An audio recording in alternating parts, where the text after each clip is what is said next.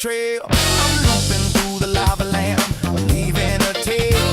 My whoop's got rhythm, my stick's got soul. I'm the pilot of the party. On a roll, TV remote's a gate, the lamps a dive. I'm flying like it's 7.5. No GPS, no rules, no shame. Just a funky little quad and a soul train frame. Below, we fly that flow. Below, grab that gap. No time to nap. No time to nap. Hit that roll. Funk and control. Funk and control. Bounce that wall. Bounce that all. We fly it all. Funk it all. We fly it all.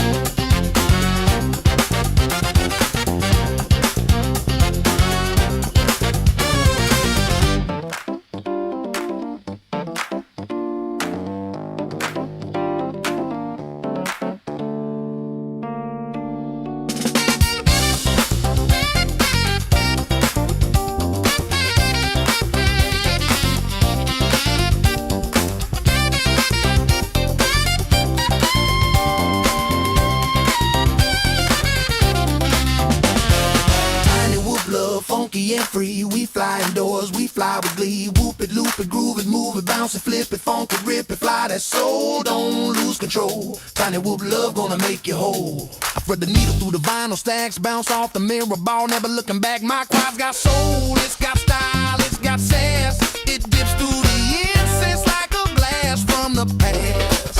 I'm flying figure eights through the lava lamp glow, dodging house plants like a funky pro. My whoop's got rhythm, my stick's got heat. I'm the pilot of the party with the grooviest beat. I loop through the hallway, I dive by the broom. I'm the disco ghost in your living room. I hit that split, that's over grandma's chair. She just claps and says, boy, you got flair. I'm flying freestyle with a velvet touch. My quad so smooth it don't need a clutch. From the shag rug to the ceiling fan, I'm the funky little fly with a master plan. The curtains dancing on the breeze, freestyle funk in my living room with ease. Tiny whoop magic bumping every wall. I'm the James Brown of flight, can't stop at all.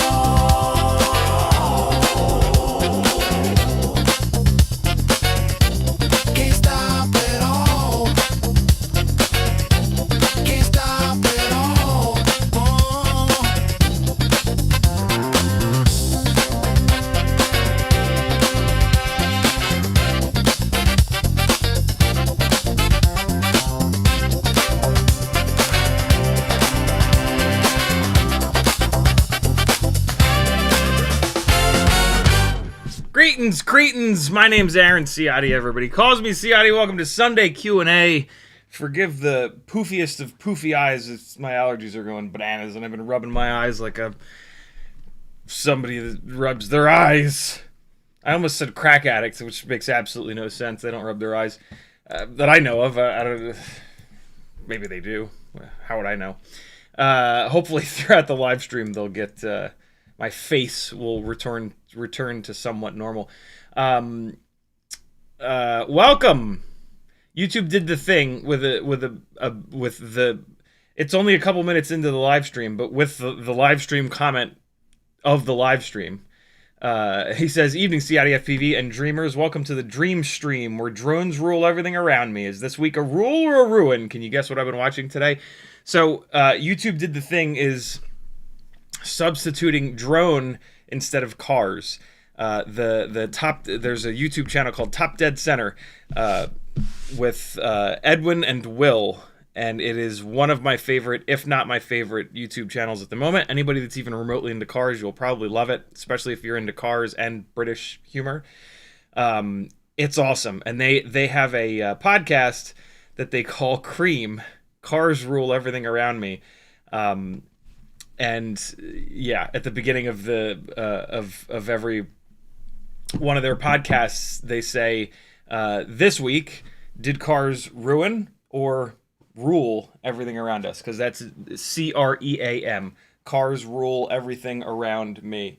And so, in the spirit of the YouTube chat comment to end all. The best YouTube chat comment of this in the world. It wasn't loud enough. In the world. Rule or ruin?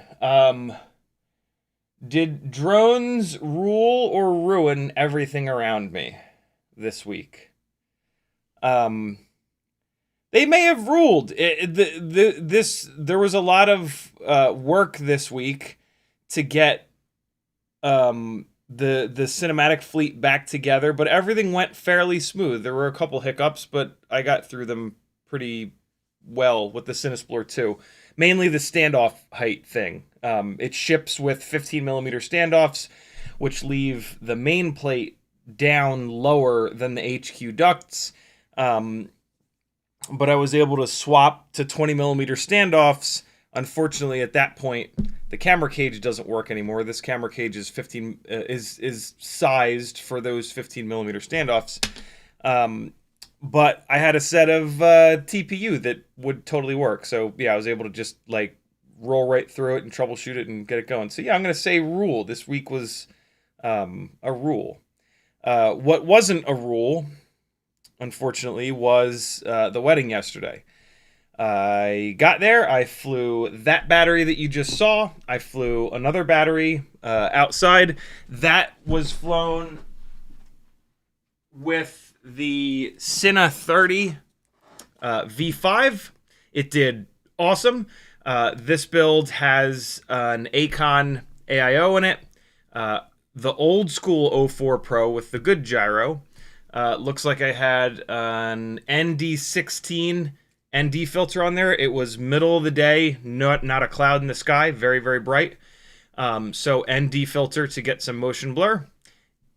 Long and short of it is, with ND filters, if you walk outside and you want sunglasses, so does your quad. That's the easiest way to figure out whether or not your rig needs an ND filter. But I will say this, make sure that you don't have your shutter locked and your ISO on automatic, unless your shutter is locked at a slow shutter speed, 1/60, 1/120.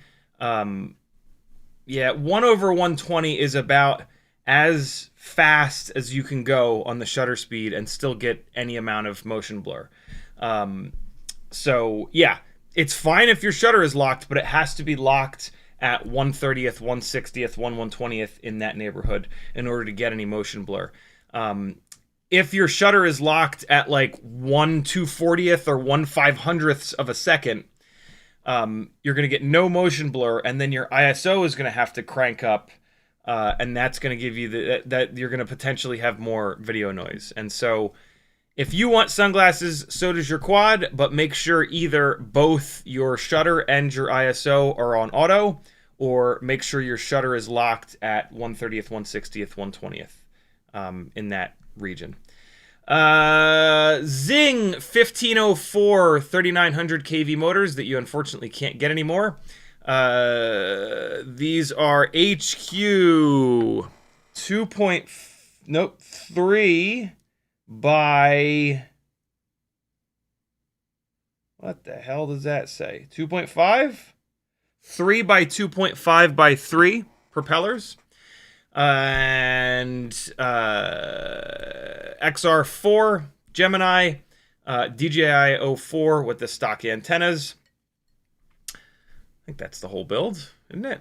I run this on 4S 850 or 1050 mAh batteries. I think that the flight that you just saw was on the 1050, the slightly heavier battery, but it runs great on the 850. It gets crazy runtime, 4 or 5 minutes floating around there, and performs awesome. It was pretty windy. The frame, much like these box frames, you can see right through them. And when you can see right through the frame, the wind can work its way through here.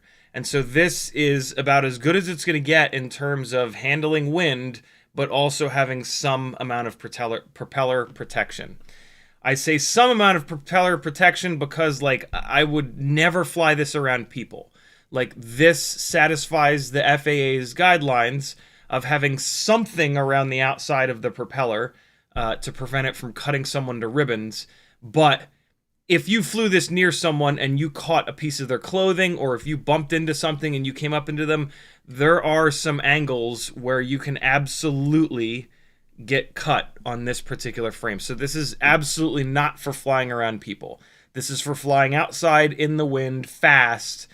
But again, satisfying the FAA's guidelines so that, God forbid, you do bump into something. Hopefully you bump into something when you're flattened out, because that's the only scenario where this is actually going to contact.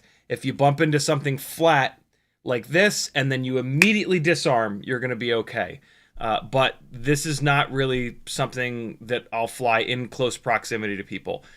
This is one of my live broadcast rigs, and so I keep my distance. I'm always at least a few feet from the cyclists that I typically chase with this. And yeah, I typically don't really fly around and that's in like a closed course, right? That's in a closed situation where everybody is going the same direction. There's no chance of like some rando walking out in front of me. And that's what makes it safe to sort of fly this around people. But again, I always keep my distance from those cyclists, and they know that I'm going to be there. They're not just randos. Randos have no idea what drones are. They reach out to them with their hands and try to touch them for some reason. It's really weird. People are just as dumb as big old sacks of hammers. And so that's what you were watching. So I flew 3 batteries on this outside, and then just to get some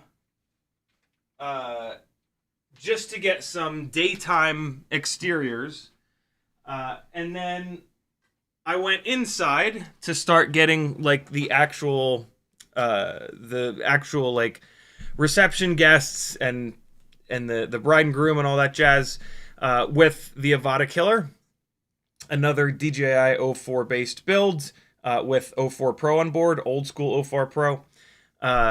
And I flew one, not even. I put this up in the air to get like one shot of them coming down this big, beautiful staircase at this.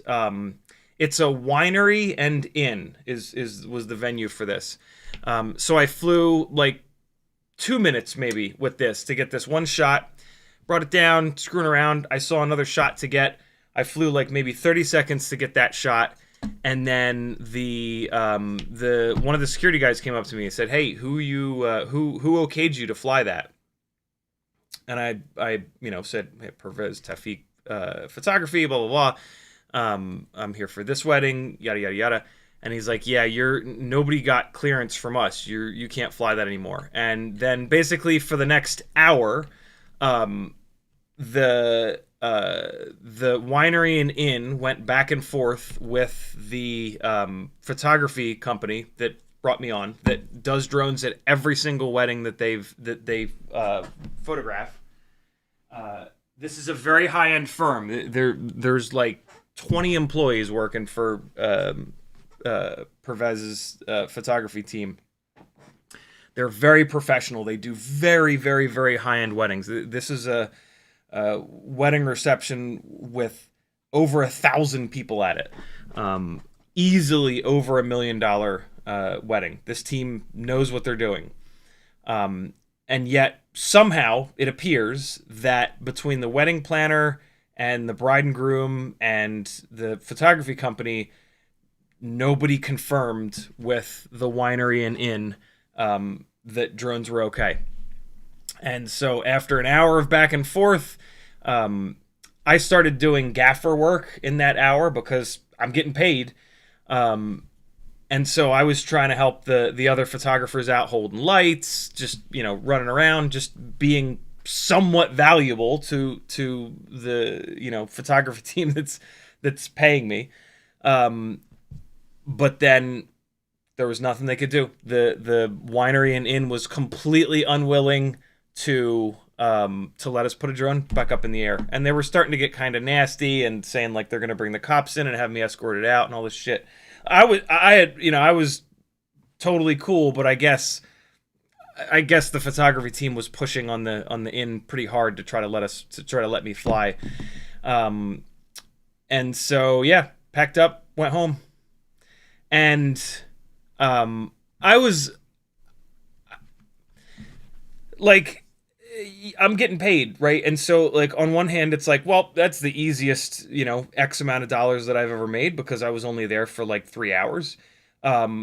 But that didn't even cross my mind.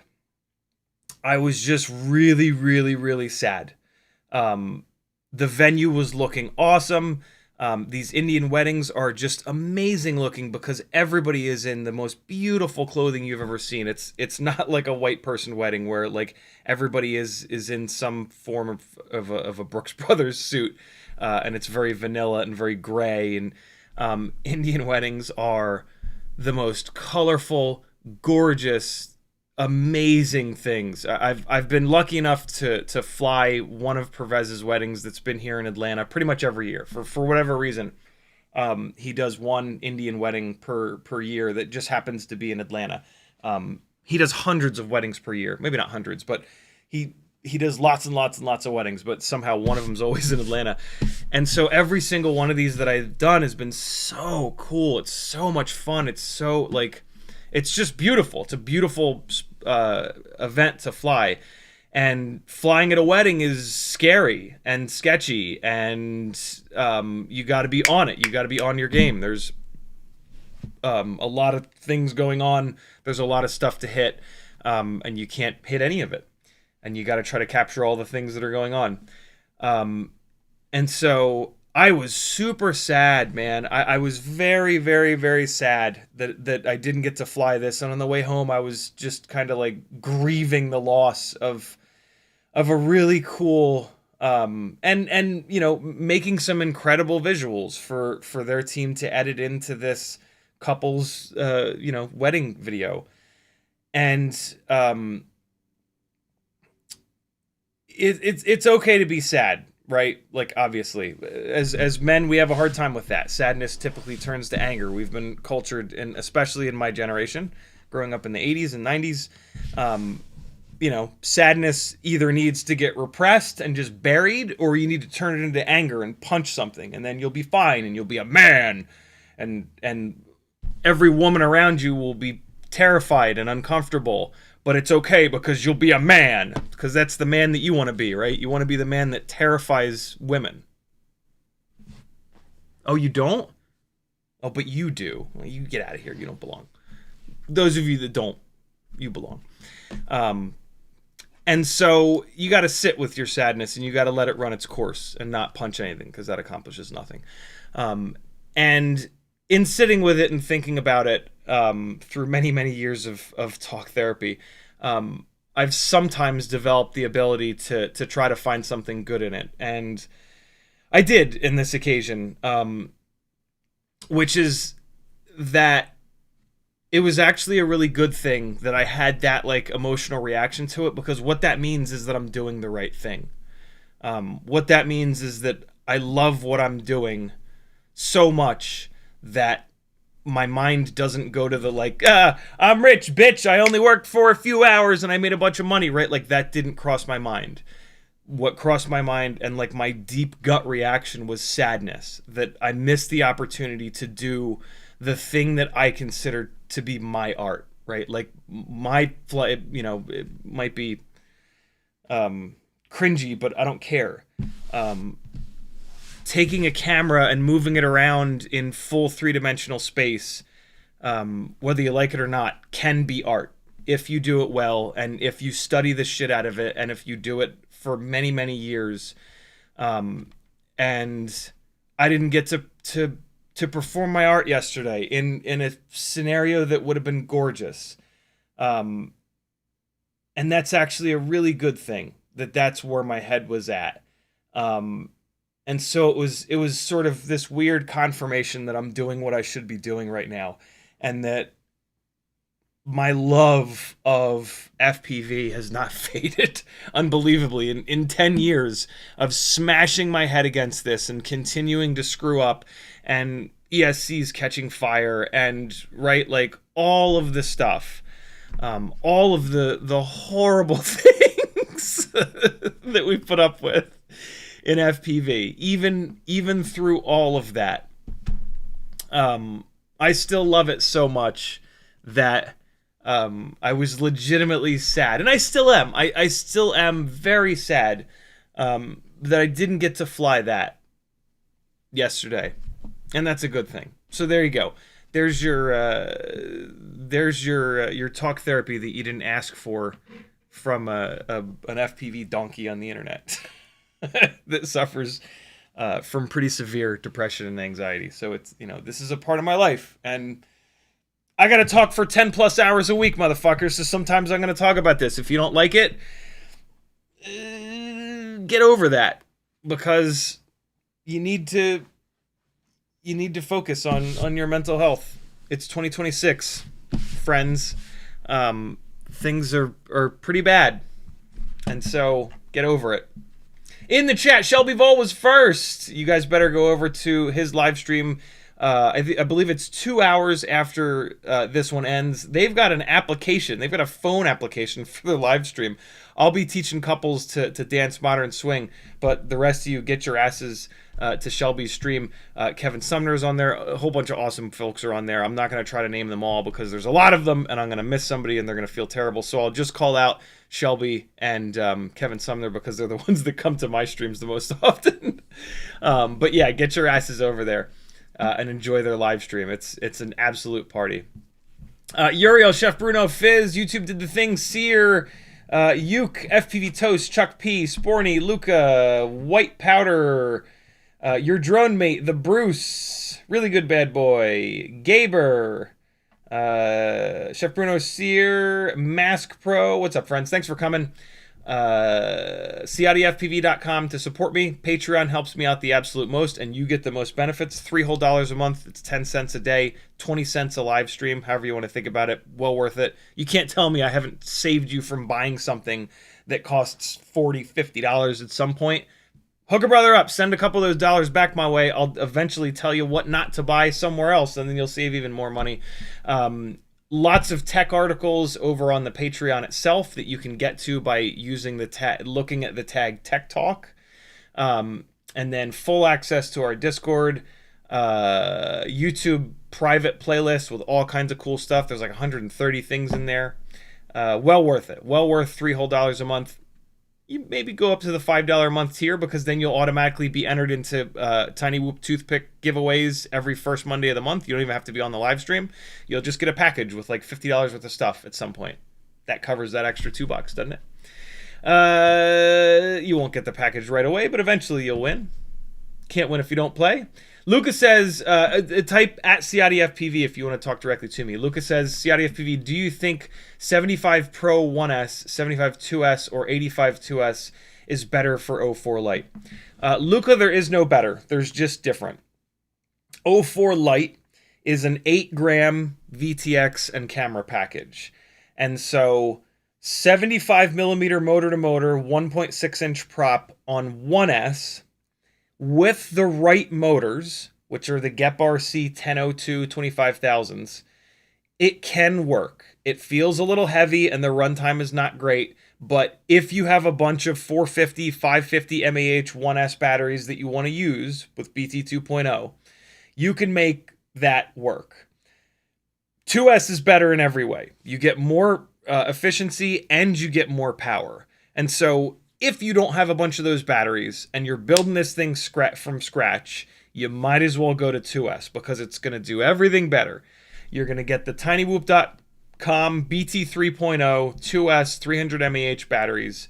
They weigh the same as the 1S 550 mAh batteries, but they've got double the voltage and they've got more milliamp hours, right? 2S 300 mAh is two 300 mAh pouches. So 600 total milliamp hours. And so the 75 millimeter 2S build is going to do everything better than the 1S build. And it's going to fly great. The 85, if you then bump up to a 2-inch propeller, which is an 85 millimeter motor to motor frame, it's going to be heavier and it's going to have more power. And so if that's what you want, then that's what you should do. And so again, there is no better. There's just different. Of those three options, the 75 millimeter 1S is going to have the possibility of being the lightest, because you can run a 1S 450 mAh battery on there. And that's going to be the absolute lightest weight setup, but it's going to suffer. The runtime's not going to be great, less than 2 minutes, and it's not going to have the best power. If you want to take a small step up in weight and a significant step up in power and efficiency, you go to 2S. If you want to take another step up in weight and power, you go up to the 2-inch prop setup. And so why would you want more weight for flying in the wind typically? If you're going to be flying out in the wind, the lighter weight the rig is, the more it's just going to get hammered by the wind. And so we increase the weight and the prop size in order to deal with flying outdoors better if you live somewhere that's windy. The front yard of my house here is typically not very windy. And so I can get away with the 1.6-inch prop builds. I don't have to do the 2-inch builds. It's when I go downtown. It's when I go other places that aren't just totally surrounded by trees where the wind is a lot worse and the 2-inch setups do better in those scenarios. And so what do you want? Do you want the lightest possible thing? Do you want middle ground? Or do you want to go as heavy as you can to deal with the wind better? That's how you decide. White Powder says, yo, that's ODB, Wu-Tang Clan. Yep. Drugs roll everything around me. Fiend, get that powder dollar bills, y'all. It's not... Is that the origin? I know it from Cash Rules Everything Around Me. Is the origin from Wu-Tang Clan? I actually didn't know that. Sounds like it is. Chef Bruno says, it still sucks even though you still got paid... I'm sure it still had a little psychological impact. Yeah, man, but that's okay. We can handle it. We're big, strong human beings. No sense fucking freaking out whenever your emotions, turn on. Right? That's one of the biggest sins in modern day with the male gender is that anytime any amount of emotion occurs, we fucking freak out, and it's so prevalent that it's like, okay, right? It's okay for us as men to freak out. Well, look, it's not okay anymore. Even though you get away with it, fucking stop. What are you, 8? Grow the fuck up. Holy shit. This is why women should lead, because they can actually handle emotions and they can sit in their emotions and work through them, not just bury them, not just get angry and respond with anger. Get it together. Jesus, come on now. Stop being a baby. Gabber says, I had a problem with one of my aileron servos on my new RC plane today. When I switched from 5-channel to 6-channel, it started working properly. Maybe you know why. I've never used a servo in my life, brother. I have absolutely no knowledge whatsoever of anything other than just quads. So yeah, sorry, dude. I'm just not the guy. But Shelby Vole is a wing FPV guy. And so go over to his live stream tonight and maybe he can help you out.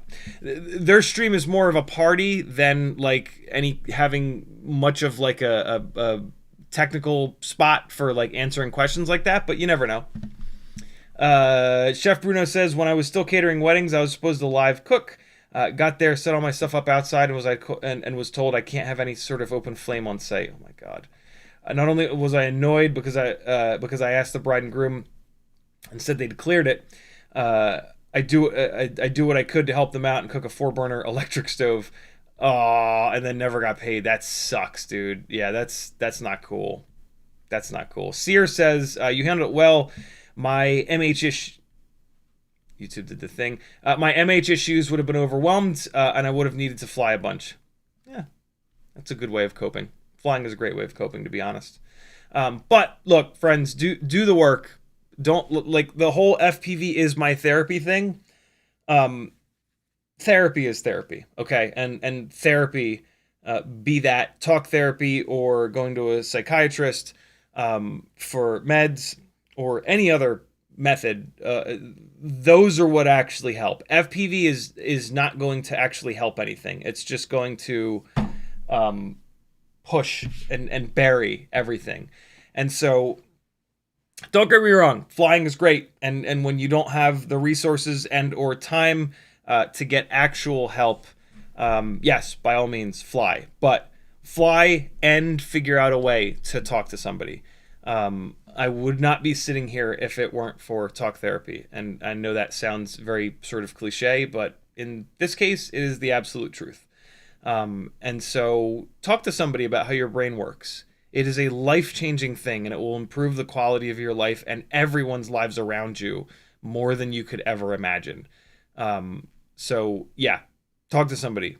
It's not a sign of weakness. It's actually a sign of incredible strength, because it shows that you're strong enough to realize that you're not fucking God's gift to the planet. You don't have main character syndrome. The world doesn't revolve around you, and you can go learn what the fuck is happening in this thing inside of your skull. And when you understand it a little bit better, and you realize that, things like you are not your thoughts, it's life-changing stuff. And the coolest people in the world are people who've been through quite a bit of talk therapy, usually, because it's just a big part of life. Take advantage of the fact that we're in the 2000s, and we have services available. 50 years ago, it was just like, I don't know what's wrong with you. You're fucking crazy. Get out. Really Good Bad Boy says you should switch to Gorilla Whoop mode. Busted out the 65mm analog for some power loops over the bride and groom. Yeah, if there wasn't so the event was so big that they had a cop outside directing traffic and stuff, and their security guard said very early on in this conversation, if you go back up in the air, I'm gonna bring the cop in and have him escort you out. And I was like, and at the time I was like, dude, I'm not just gonna fly. What is it? Like, I'm not that guy. And he's like, I get it, but I just have to say it. And I was like, that kind of pissed me off, because he just assumed that, like, I was some kind of an asshole. But I mean, whatever. He's just doing his job. But yeah, it was. I'll put it this way: from the second that from the first sentence out of his mouth, I was like, I'm done. Just like. You can just tell sometimes, and I was just like, yeah, no, this guy doesn't care. This place has so much money that they don't give a fuck. They are so loaded. They have so much wealth that they don't need or care about marketing, and they don't need or care about art. All they care about is that their guests, the people that are spending absolutely absurd amounts of money to be there, whether they're just drinking wine or staying in the rooms, are not even annoyed for a millisecond about a buzzing noise in their ears. And so it was really early on. I was just like, yeah, no, this ain't happening. That's a shame. It's a shame for us, but they don't care. If you have enough money, nothing else matters. All that matters is your money. That's America. That's such a great description of America in the 2020s. Scary, man. Scary. Sad. Is that Dr. Itch? It almost looks like Dr. Itch says, do you know anyone who flies Weebleed 0802 Borg Slayers? I don't. They're one of the top performers for efficiency, according to Chris Rosser. Okay, yeah, because they're really low KV, of course. But I can't find any reviews. So yeah, I mean, the Weebleed motors are all the same, so you don't really need a review of that specific motor. All of the Weebleed 802s are exactly the same. They're a great motor. As the KV gets lower and lower and lower, of course the efficiency is going to get better, because you're going to make less power, and making less power uses less electricity, right? And so if you're looking to do a build that is hardcore efficiency, like a long range build, yes, absolutely, those are going to be a good choice. But you're probably not doing that, because why would you long range a tiny whoop, right? It doesn't make any sense. What are you going to go to, like, you're going to go 2 blocks over instead of 1 block over? It doesn't make any sense. And so for most folks that just don't only care about efficiency, those motors are probably not going to be a good choice, because they're not going to have much power. That's going to lead to bad flight performance, bad PID loop performance, and just generally like a bad flying experience. It's going to feel super sluggish, super slow. almost like a beginner rig. Like those would be a good motor for like your first tiny whoop if you're just learning how to fly. And so if that's you, awesome. Those motors will be great. For most of us that have been around a while and want our rigs to fly good, we will get significantly higher KV motors. And so here's what you want to realize. Thrust stand data is a tiny little sliver of what the actual experience is going to be with a motor or a propeller. And so thrust stand data is super valuable in a couple of ways. In this case, when we look at efficiency, it's, yes, at full throttle, they're going to be very efficient. They're actually going to be efficient all the way through the throttle range, because they just don't make any power. They just make very little power. And so, yes, they're going to crush in efficiency tests. But that's the thrust stand testing has very little to do with how we actually fly. The full throttle thrust stand goes to 100% throttle and then 0. It goes from 0 to 100 and 0. And then the efficiency data ramps up from 0 to 100 and then ramps back down to 0. We don't fly like that. We don't. So, like, I don't know about you, but when I'm flying, I don't only go like this. And then I don't only go like this. That's never how I fly. I never fly like that. I fly by like blipping full throttle, and then I fly around like 30, maybe 40% for like 10 seconds, and then maybe I hammer full throttle again, and then I fly like 30, 40% for another 15 seconds, and then maybe I hammer full throttle, maybe I go 0 throttle for a little bit, and then I go to like 30 or 40%, right? And so thrust stand data means very little in the real world, because it just doesn't represent how we actually fly these things. And so with like 90+% of our time being at 30 to 40% throttle, usually, higher KV motors perform incredibly well, and they give us a much better flight experience because we have more power available to us, and the PID loop has more power available to it. So when it gets hit by the wind or when you go into prop wash, it can actually eat that prop wash and not have your drone flying like shit. And so higher KV motors are almost always the answer to a much more exciting, much more fun to fly kind of setup. Yes, you're going to get a little bit less runtime, but with a tiny whoop, I don't really think that matters because the batteries are incredibly inexpensive and they're incredibly quick to swap out, right? You land on your transmitter or on the table in front of you, you pick the drone up, you unplug the battery, yank the battery, throw a fresh one in there, plug it back in, you're back up in the air in like less than 30 seconds. And so, to some extent, who gives a shit about the runtime? If you've got runtime that's like less than 2 minutes, you're putting a lot of heat and a lot of stress on the batteries. And so those batteries are not going to live very long, especially if you're running them down to like 3.2, 3.1 volts per cell.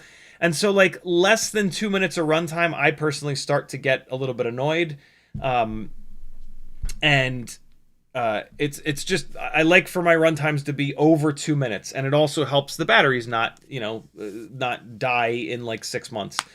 And so, and there's plenty of motors out there that you'll be able to do that with, depending on the build, depending on the all-up weight of the build and what batteries you're running and yada, yada, yada. But yeah, I would not go with those motors because they are just too low of a KV, again, unless you're looking to do a long-range tiny whoop. And if you're looking to do a long-range tiny whoop, you all right? What are you doing that for? That doesn't make any sense. There you go. Levster says, hey everyone. Lucas says, for the 2-inch 04, do you think 1102 10,000 motors will work or higher KV? Depends on the props. On a tri-blade, that'll be great. On a bi-blade, it's not going to be enough. Also depends on the all-up weight. And so there's a lot of things that kind of go in there. Luke also says, I have a load of XT30 2S batteries. Is that going to work all right? Yep. It is indeed. Dannon says, thanks for talking about the freaking out. I struggle with this myself. Usually I tend to break things. Sometimes I regret after. Yep. Um, it's when I look at the analytics for these live streams, it's like more than 80% are 30 to 50-year-olds males. And so, yeah, that generation, my generation, our generation, got fucked a little bit in this respect. We were very lucky that we grew up without the internet and without phones, and we are very lucky in a lot of ways. But one of the ways that we definitely kind of got screwed by the universe, is that we were taught that it's not okay to be any emotion as a male other than angry. And that is bullshit. And what's really insane is that there's so many dumb, horrible males that still believe that, right? And this red pill community, and like it's just bad. And like these are 20, 30-year-olds who are going to live horrible lives, and they're not going to be able to find a mate because women are not willing to put up with that bullshit anymore, and they're just going to, they're being sold this lie by all these asshole influencers, and it's going to really make their lives significantly worse.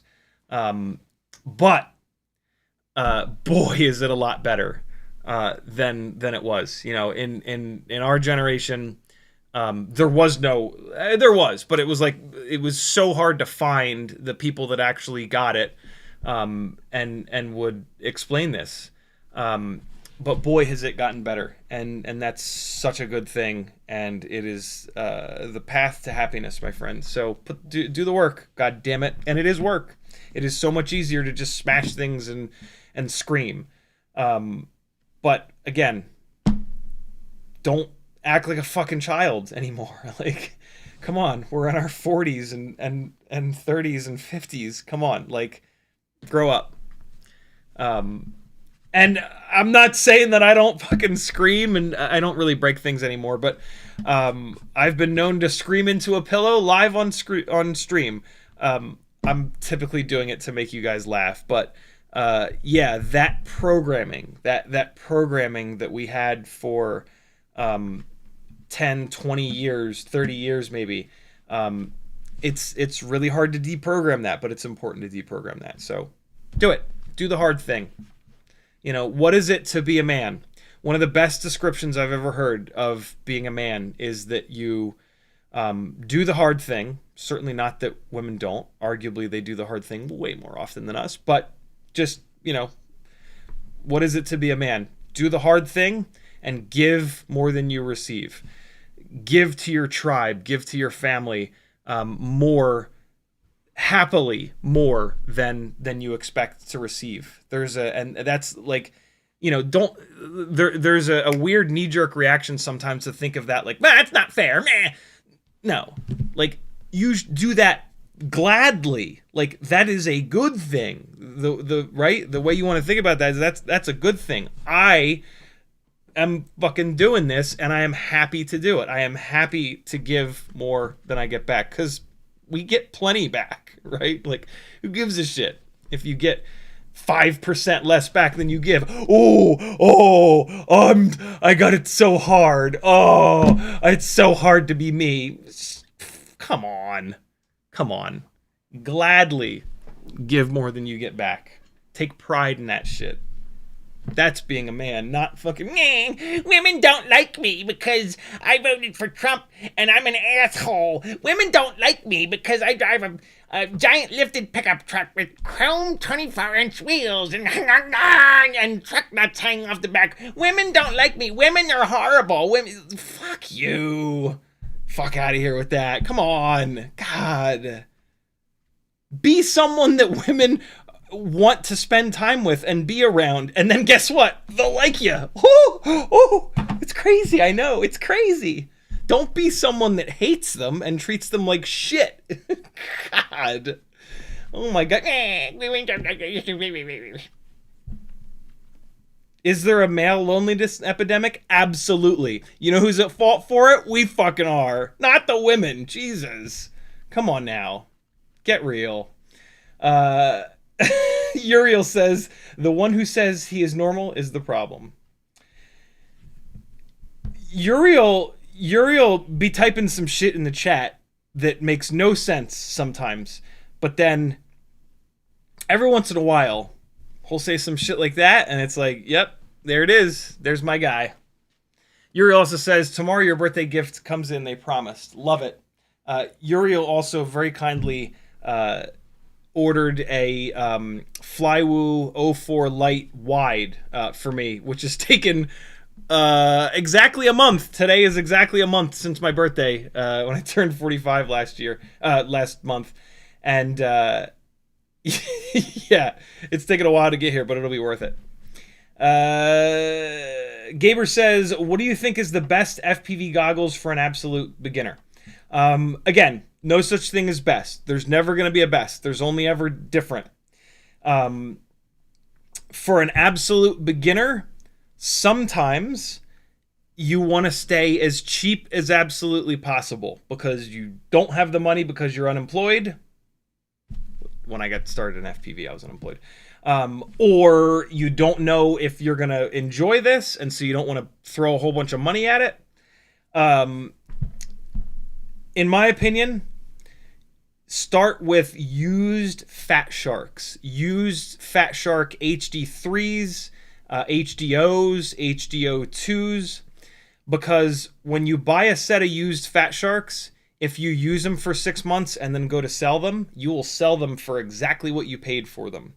And so trying to find the cheapest set of FPV goggles and buying them new, for example, you're never going to be able to sell those for what you bought them for new, right? So you're going to get hammered.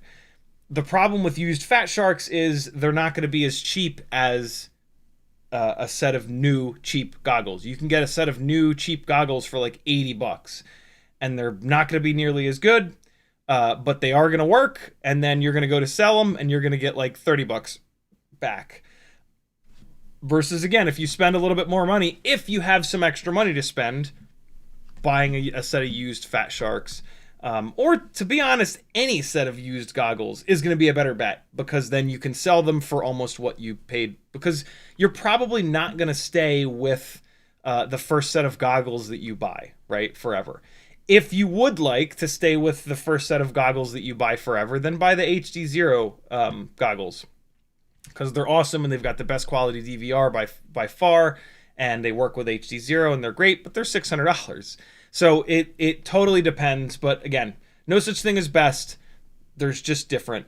The reason why I hammer on that so much, guys, is that when you ask the question, what is the best, yada, yada, yada, the answers that you're going to get are pretty much worthless, because on Facebook, on Reddit, nobody cares. Nobody knows anything. And it's being a little bit extreme, but you know what I'm saying. And like when you ask the question in that way, what's the best goggle? You're giving the people that are going to answer that question no information whatsoever. So if you get your mind out of asking what is the best, and you can't put that blanket term on it, well then how the hell do I ask this question? How do I ask what goggles I should buy? I mean, I guess you could just say that. I guess you could just say like, hey, what goggles should I buy? But most people, if they type that, they're going to go, what a stupid question. Hold on. I can't say best anymore. So how the hell do I ask this question? I am a beginner that wants to fly tiny whoops only, and I don't know if I'm going to stay in this hobby for, right? You start typing actual information that will help someone that cares about answering, or just, to be honest, that's going to help anyone. Anybody that reads a whole bunch of information is going to be able to more accurately answer, right? And so that's why I hammer you. There's no offense meant to any of you that I say there is no best, there's just different. It is me trying to, you know, just get us all out of asking that. I've asked that question before. I've lazily gone into, what's the best digital camera for $400? And then I'll post it, and the replies that I get are just wildly all over the place. And it's like, well, that I asked that question. You know, you can either blame all these people, yeah, nobody knows what they're doing, or you can be like, well, I asked kind of an open-ended question that gave these people no information and no ability to actually dial in on the answer. So what I got is a whole bunch of people just saying what they like, right? When you ask, like, what is the best whatever, The replies that you get are a whole bunch of people that don't know a lot, because the people that know a lot read that question and go, fuck this, I'm not touching it, I can't answer that question. What you get are the people that don't know anything, and all they do is tell you what they use, right? Oh, the best goggles are these because I've had them. Well, how many goggles have you had to compare them to? Well, none. But I put on my buddies once, and I didn't like them as much. Cool. Thanks for totally screwing me over and giving me a random answer that does me no good, right? So we got to ask better questions. Levster very correctly says therapy only works if you want it to. Yep, you can't just go to therapy and leave it on them. It's on you. They're going to tell you how your shit works, and then you got to fucking figure it out. You got to deprogram it. You got to do the hard thing. You got to sit with that. You got to be sad. You got to be scared, right? So, for the record, therapy is not some miracle. It's not a pill at all. Therapy is the hard shit, right? That therapist, hopefully, if you find a good one, they're going to tell you how you suck. And you can either argue with them and like, no, I'm fine. Or you can sit with that shit and be like, yeah, shit, he was right. I want to be better. Because who gives a shit? Who gives a shit if you suck right now? It's not a contest. If you die tomorrow, there's not like a fucking Top Gear lap time board. Sucks the worst, sucks the least. Oh, hey, this guy's going to heaven. Come on. Heaven, get out of here. You can believe what you want, but it's not a contest.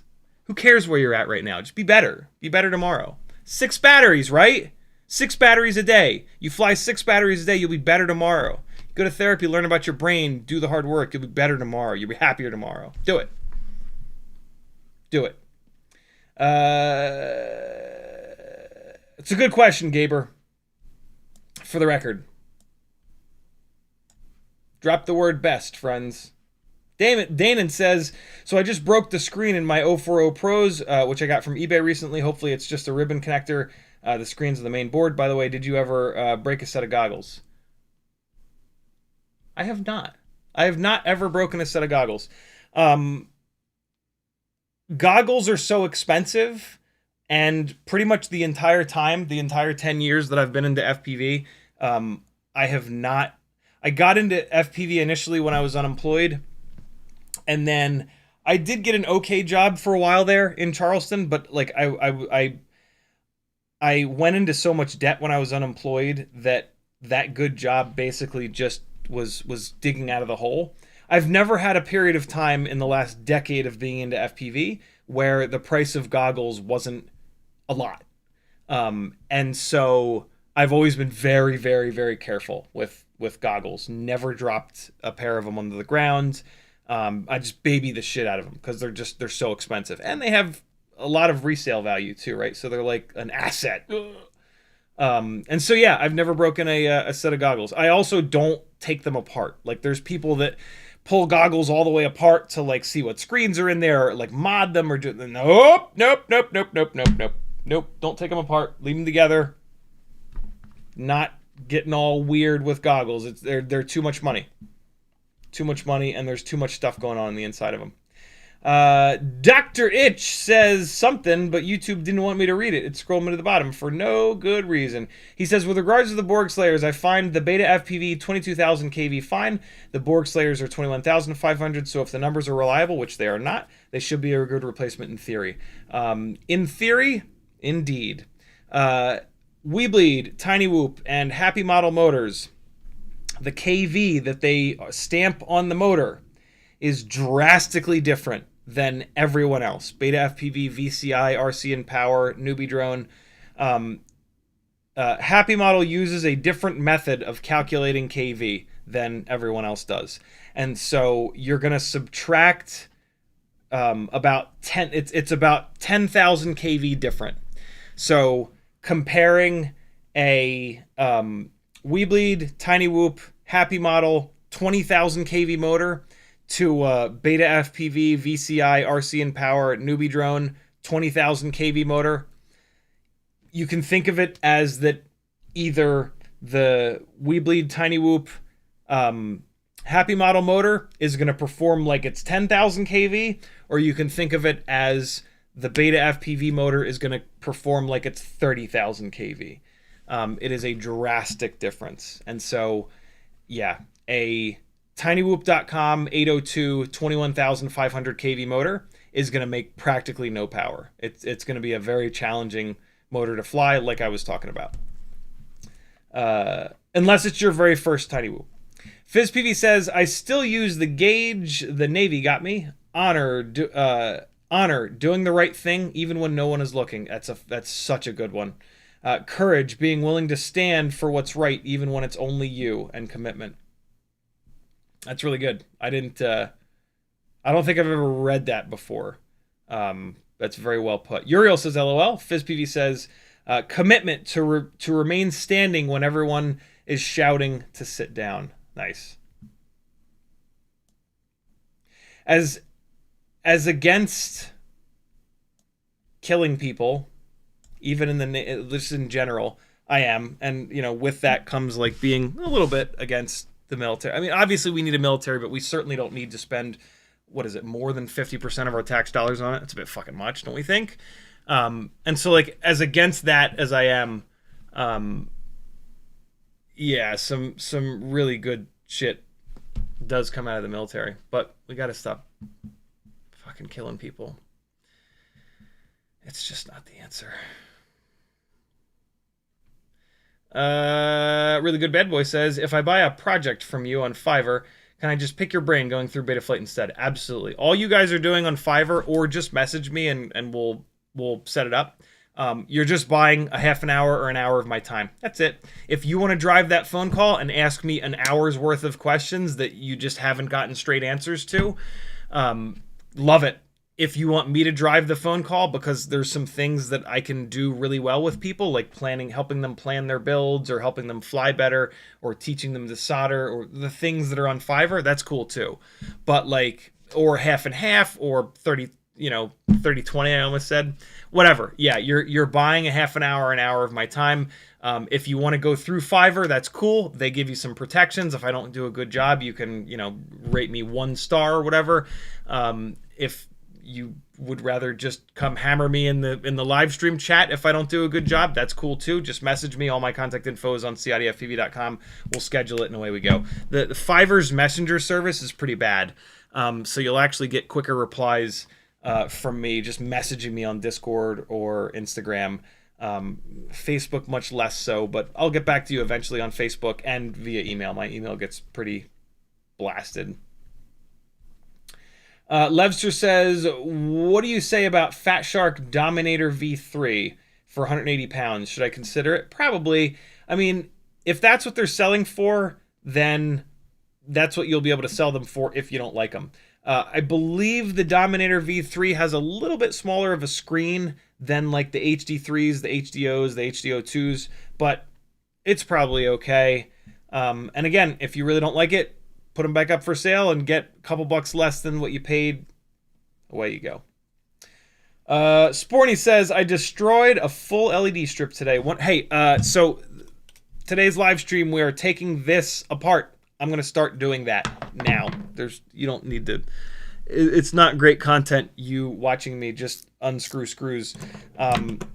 When I get caught up on chat in a second, I'm going to talk about why I'm taking this apart. But let's just keep going. Here, if you are interested in me just unscrewing screws, then look, I'm using a wrench. Yay! Gaber says, this explanation of how to ask a better question was very good. Yeah, it's tough, dude. It's taken me forever to kind of realize that. And it's one of the things that's come from doing these live streams, right? Like having lots of people ask me what the best so-and-so is. I've been able to think about why that question is so impossible to answer. And so, yeah, as with many things on this channel, we've done this together. We've figured this out together for better or worse. One of the only things that I don't absolutely love about these Xnova 1804 M5 nut motors is that when the M5 nuts are still fresh and the nylock is still pretty tight, the motor shafts on these motors are a little bit long, and it becomes a little difficult to get the prop nut all the way up and off, the solution is this stuff that you can get from like anywhere. This is like drawer liner. You put this down in your drawers in the kitchen to prevent silverware from rolling all over the place. And so you get a giant roll of this shit, you fold it over like this, and then you wrap it around the bottom of the motor, and it allows you to get a really nice grip on the motor, so that if you're having a problem with the motor bell spinning in your fingers. The problem is with an 804 motor, the motor bell is so small that it's hard to get a really good grip on it. And when you do get a good grip, it shreds your fingertips. And so, yeah, this stuff is awesome. 2306s, 2207s, they're not like that. The bell is big enough for you to get like an actual grip on. But these little motors, I love that they use the M5 nuts because I don't have to deal with T-mount, which is great. And there are some cool 3-inch propellers that exist for M5 mount. Oh boy, this one, I can't even get started.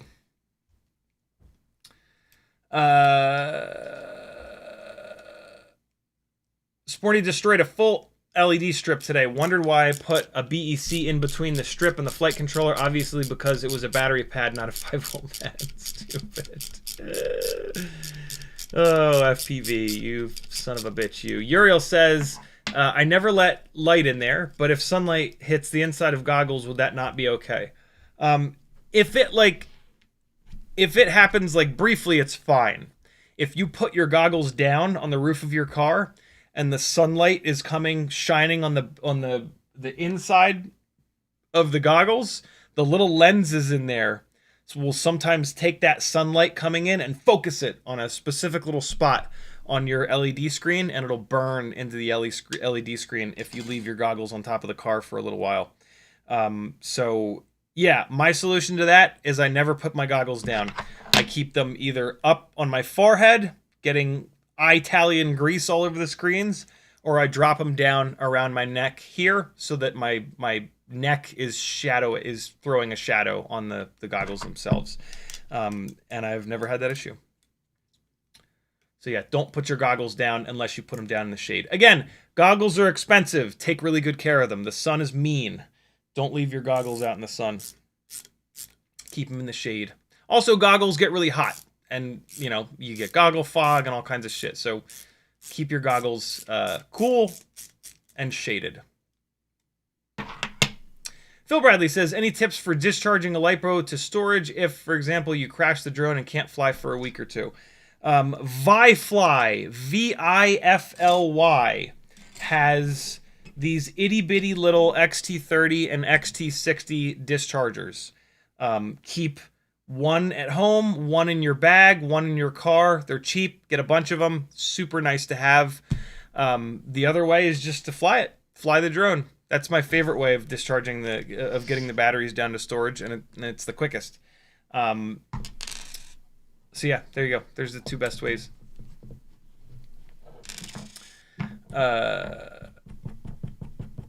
If you crashed it and like you broke an arm or something like that, you could just like turn it on, like plug it in, turn it on, and let it just sit there. It depends on what the video system is.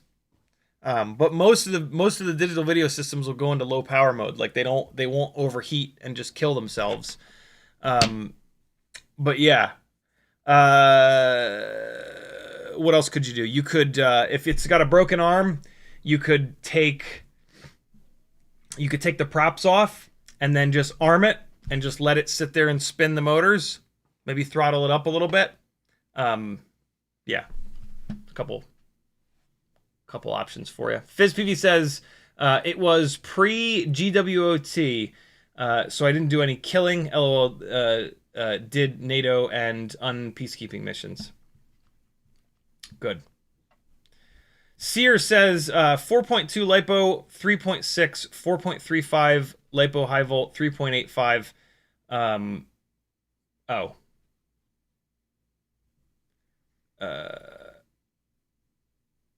Large resistor would do it. Yeah, anything that you can put in line is going to work. But I think the easiest thing to do is just to run the quad. Use the quad as your discharger. And yeah, technically, high volt batteries you're supposed to bring down to only 3.85 for storage, but 3.85 is so close to 3.8 that it doesn't really matter. Luca says, what do you think of the Mobula 704? I love it. I did a whole series of live streams when they sent one to me for review. So if you go to my channel and you click on this little itty bitty magnifying glass here, this only works on desktop, unfortunately, and you search for Mobula 704. Here you go. Happy model Mobula 704 is a blast. Update Mobula 704 HD Ultimate, rather, not update. Happy model 0704 build to us, Mobula 704. Problems have begun. Lots and lots and lots of good info on it. But yeah, it's a great build. Great bind and fly. Adep FPV says max weight for a 80 millimeter 04 whoop. What's an 80 millimeter whoop? Is that a 1.8 inch prop? Max weight only depends on your stubbornness. Yeah, so one person's max weight is going to be totally different from another person's max weight. And so there's no straight answer for that. But like gun to my head, I would say, let's see. I'm going to give you a dry weight.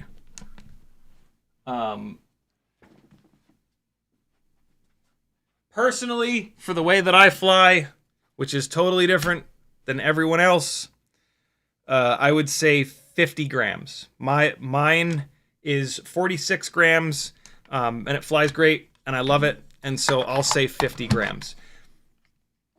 There's somebody that the answer to that question is 80 grams. There's somebody that's answer to that question is 30 grams. Yeah, we're all different. We all want different things out of our builds.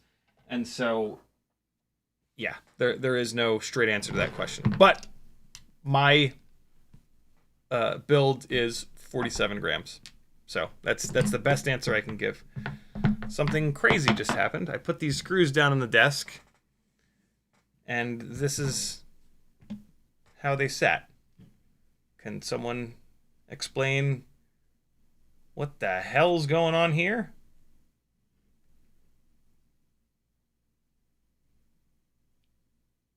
That is quite absurd.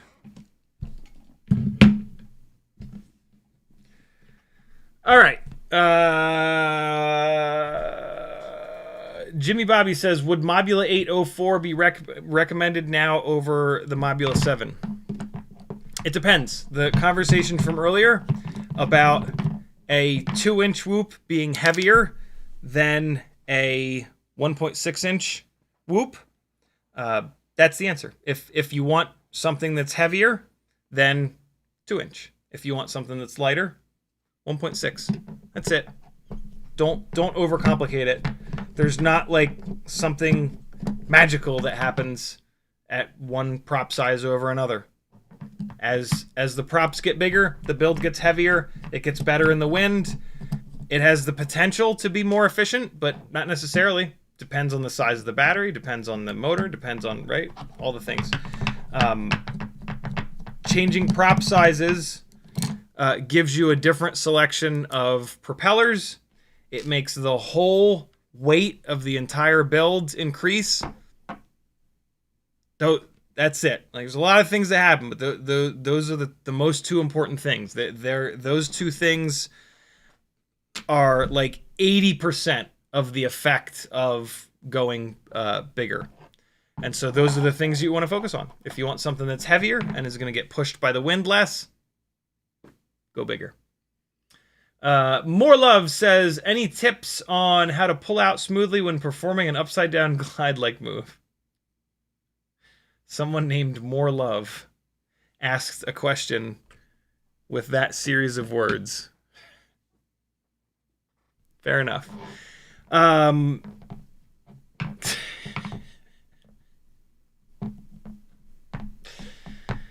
I'm not totally sure what an upside down glide-like move is. Tell me the stick inputs to get this into what you're calling an upside down glide-like move. Are you talking like inverted and just going forward? So like you're flying forward and you just inverted? Is that an upside down glide-like move?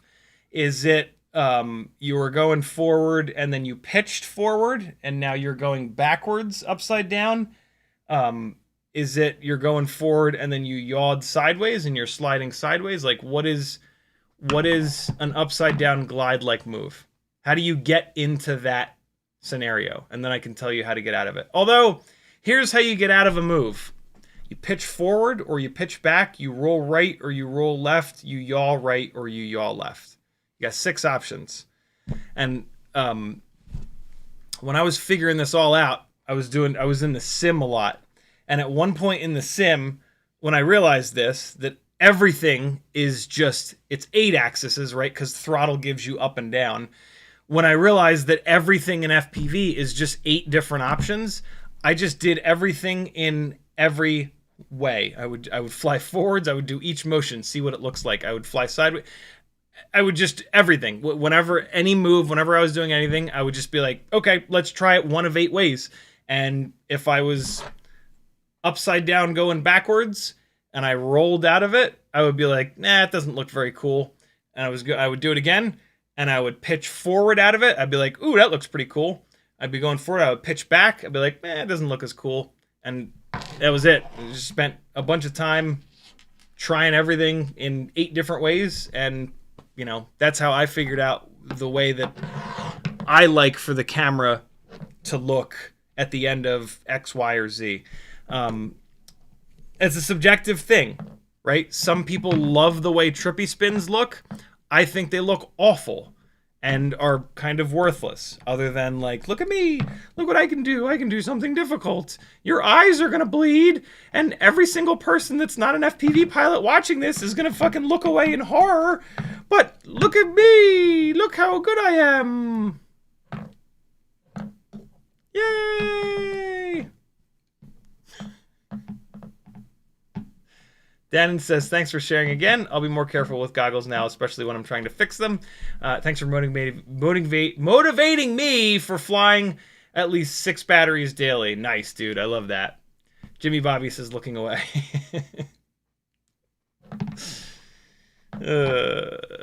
Someday, I'll learn to stop insulting my audience. But today ain't that day. And look, you guys can handle it. The fact that I don't like trippy spins means nothing! Who cares?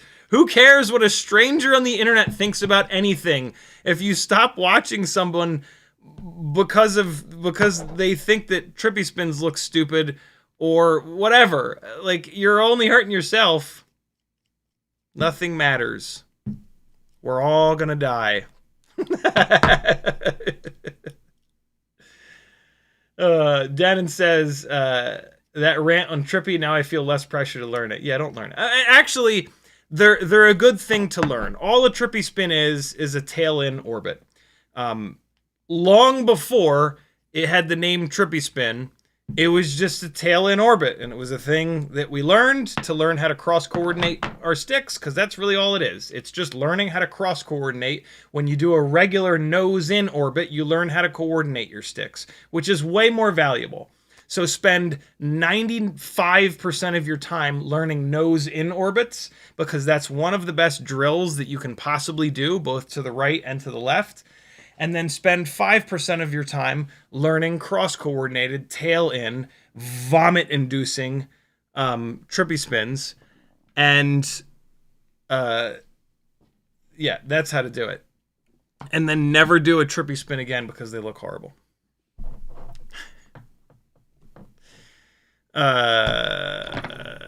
Wait, no, I'm going to have to pull those off before I... Never remove standoffs that have TPU on them. Get the TPU off the standoffs first. Otherwise, you'll have to screw the standoffs back in.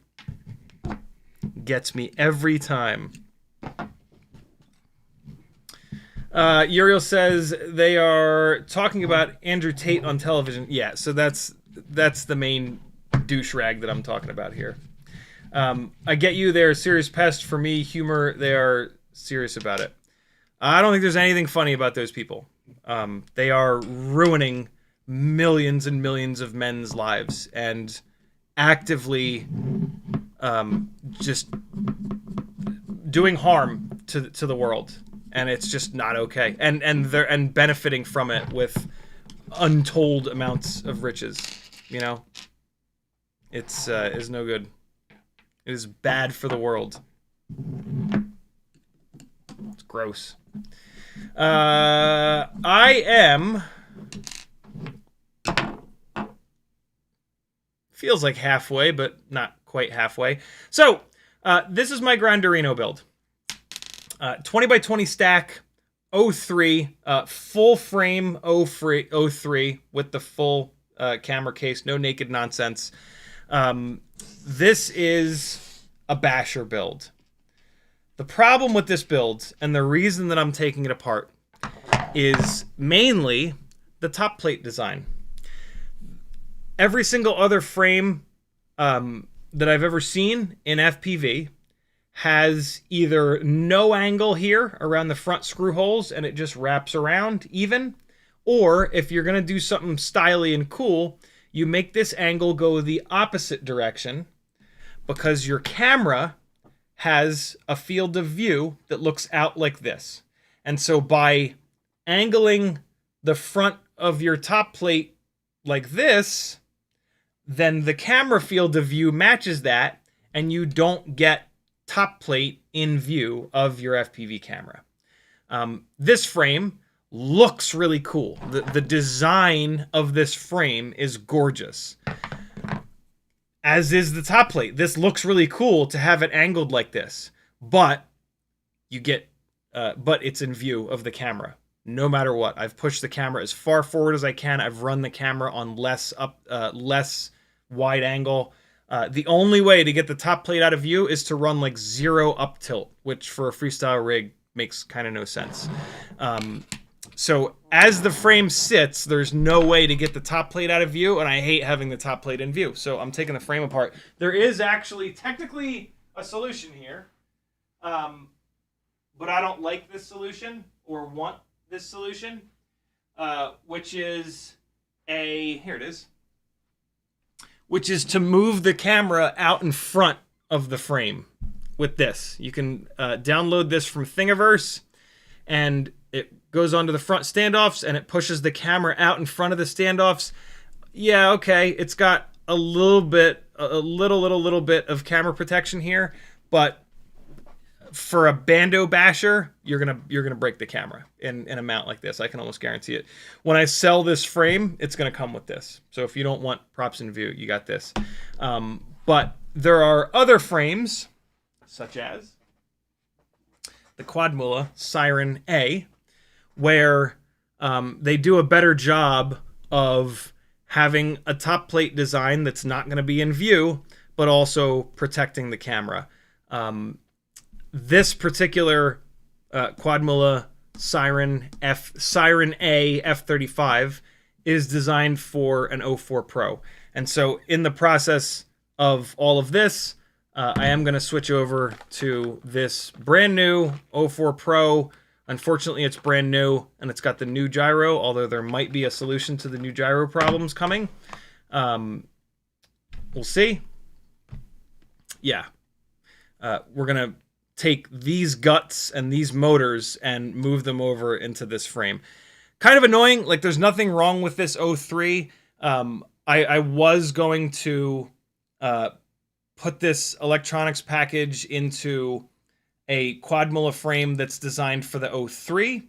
This Siren A is specifically designed for the 04. They made the front end a lot wider for the giant 04 camera. But I've already got that. I ended up doing a Siren F3 build, and I did a naked 03 in there. And so I've got that. And I've got this electronics package, so I'm just going to take this 03 out, and this will just be a spare 03 unless I break it for if I break it in that one or if I move another frame over. But this this frame's got to go. I can't stand having the top plate in view. Some people love it. Some people think it's great. They're the same people that like props in view. The best description of it was from Tommy. Oh my God. And he said, it makes me feel like I'm flying a drone. And he likes that for freestyle. And there's nothing wrong with that. Personally, I don't. I hate having anything in view. I want a crystal clear view. If there's a little bit of gray prop in the bottom, I'm okay with that. But like, I want nothing to be in view. That's just me. We're all individual snowflakes on a giant spherical spaceship rocketing through the ether. This frame is also going to come with all the TPU. It's going to be ready to go. Somebody's going to love this. Uriel no, we got that. Jimmy Bobby. Amit says, yo, have you ever thought about designing your own frame? I have for about the last 6 years, and there's 2 of them sitting right over there. I have to finish up testing them and then figure out how to have them cut. But yeah, frame design is good. Frame design is very difficult to get it right and to get it good and to design something that is like current, right? Because it takes so long to design a frame that a lot of times by the time it's actually ready to go, there's 7 other frames that are the same thing and or better. And it's like, oh, what did I just do all that work for? That was stupid.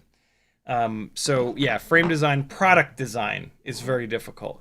And product design is something that as a project manager and a product manager and being in sales for most of my 20s and 30s, it's something that I know is unbelievably difficult.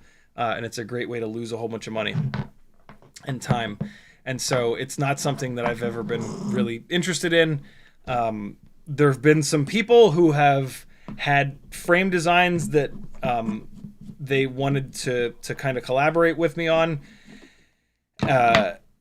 And that is what has eventually turned into like my frame. When I say my frame, I say that very loosely. Ryan Harrell did all of the design work for this frame with some assistance from some other folks that designed some frames that they were like, hey, whatever, give me some feedback on this. You want to work together on this? And then they kind of disappear because it's an unbelievable amount of work. And so, yeah, someday.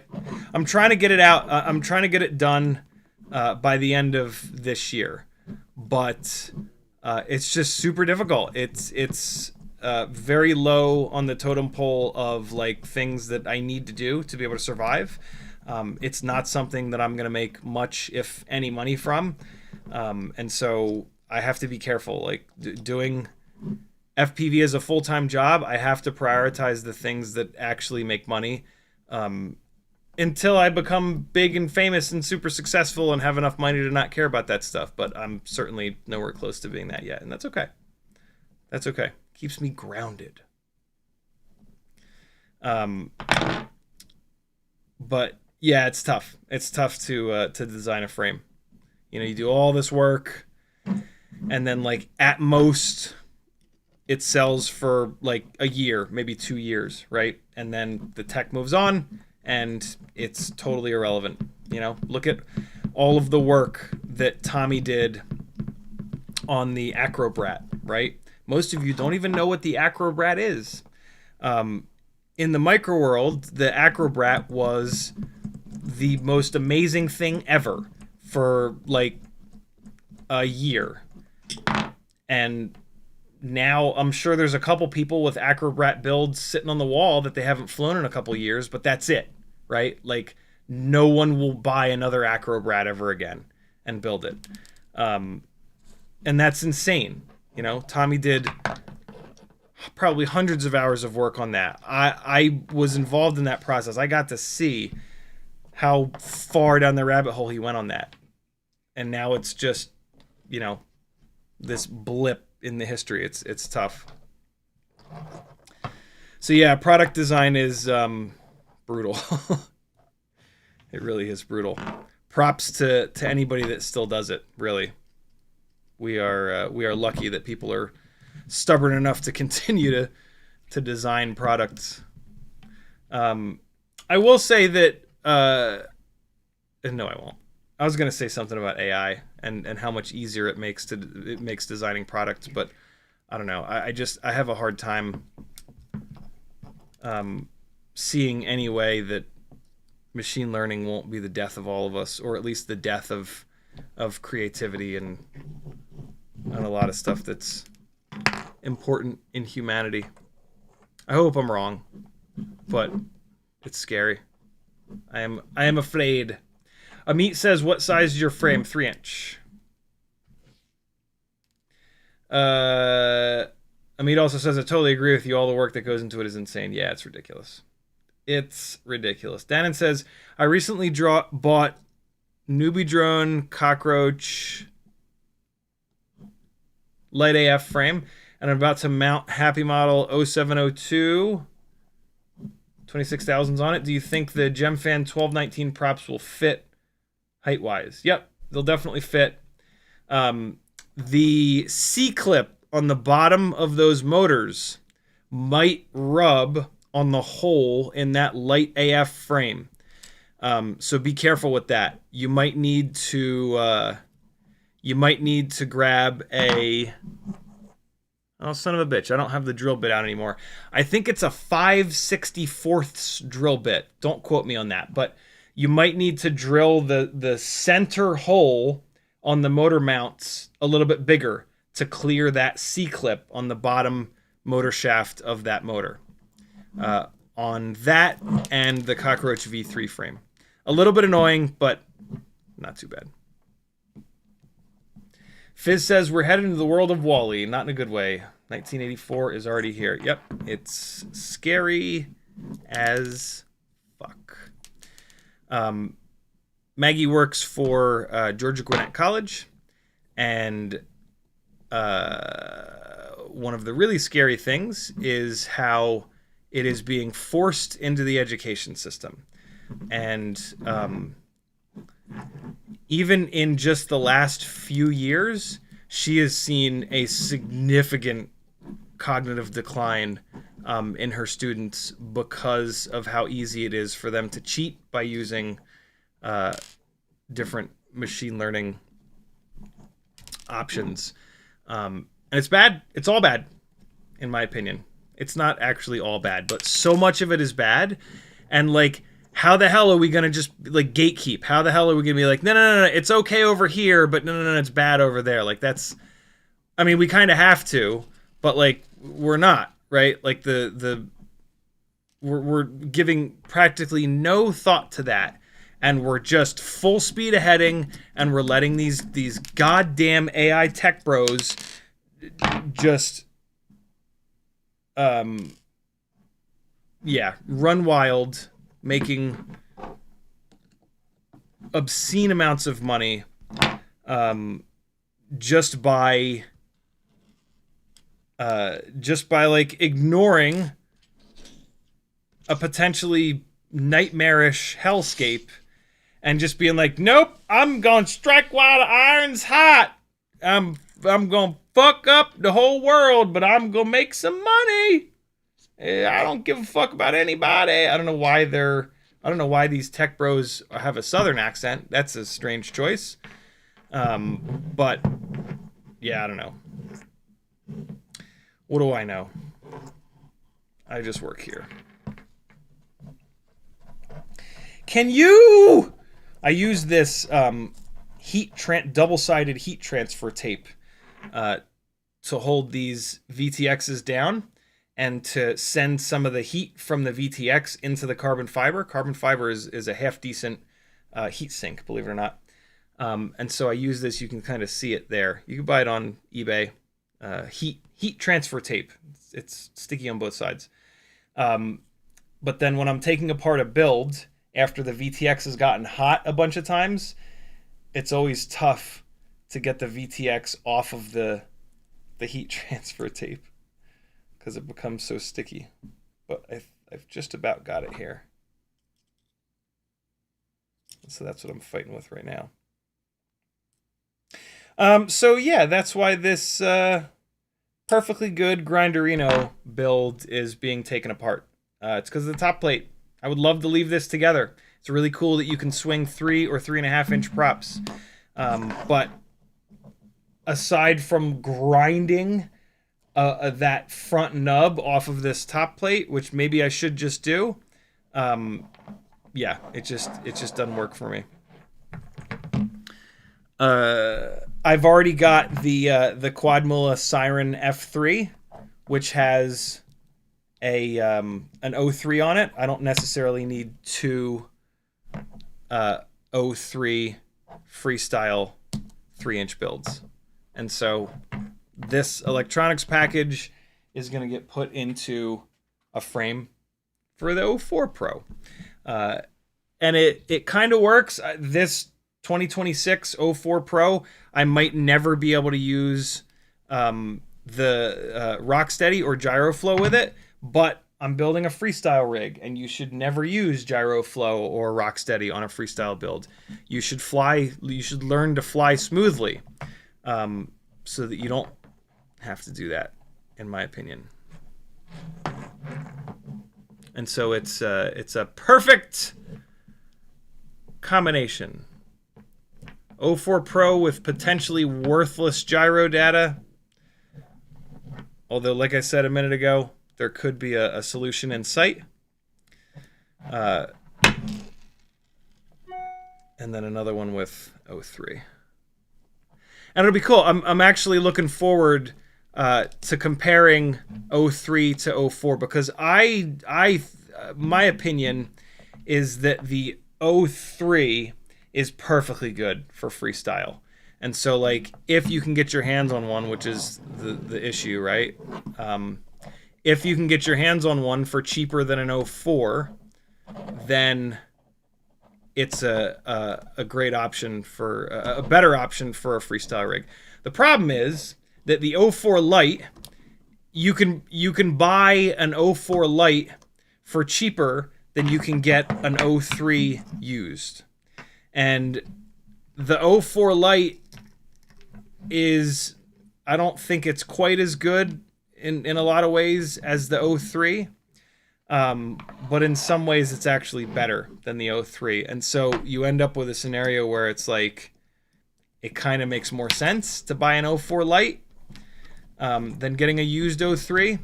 But there's more to it than that. The 03 gives you more adjustments. You can do things like put it into D-Log mode, so that when you do post-processing, you can make it look a little bit better. The 04 Lite is locked in with GoPro Color, so it can be very saturated and very contrasty, which is then more difficult to fix in post.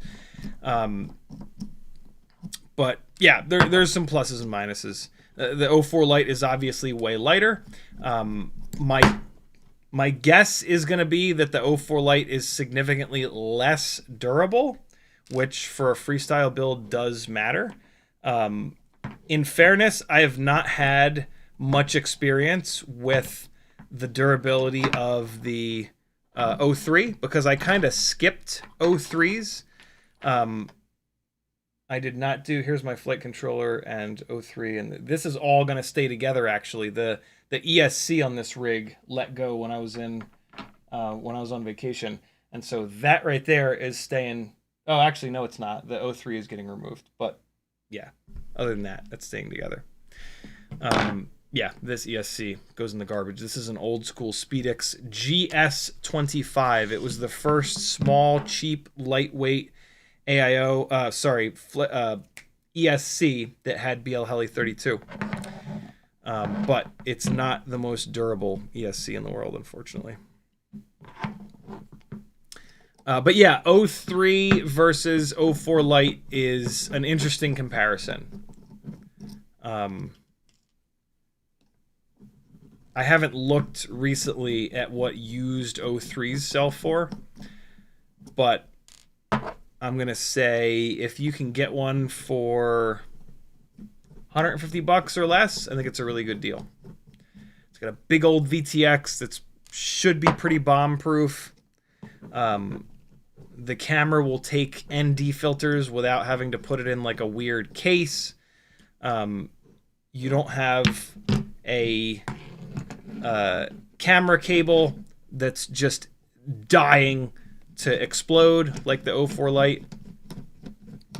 Obviously, there's a pretty significant weight difference. The 03 is going to weigh about triple what the 04 Lite weighs. But yeah, there you go. Dan says, thanks but much appreciated. You're certainly welcome. Fizz says, the accent is because a lot of them are moving to Bentonville, Arkansas, home of Wally World. So you're not so far off. Are they really? What the fuck? We live in a weird time, friends. Radio Simeon says, I recently heard an interesting take. AI isn't new. We saw it before with the Industrial Revolution. All of us are now beneficiaries of that. Yeah, I try not to demonize machine learning itself because there's some wonderful things that can happen with it. As always, we are the problem. We are the problem. We are an impatient bunch of fucking button mashing monkeys. And our inability to just slow the fuck down sometimes and think stuff through rather than just doing things that feel right and feel like they should be the answer or the real situation is the issue here, you know? In a lot of cases, I think we're using AI for a lot of the wrong stuff, right? Like, it's so frustrating that, like, it's so good at the artsy things. It's so good at the things that we're supposed to do for enjoyment. Playing music, designing things, right? Like, and, yeah. That's one of the scariest parts to me. Is that it'll never, like, fully replace, but it has already put so many artists out of work, right? And, like, it's doing the things that, like, our brains, it makes sense, right? It's called artificial intelligence. Like, what are we as beings? We are a physical body, and then we are intelligence.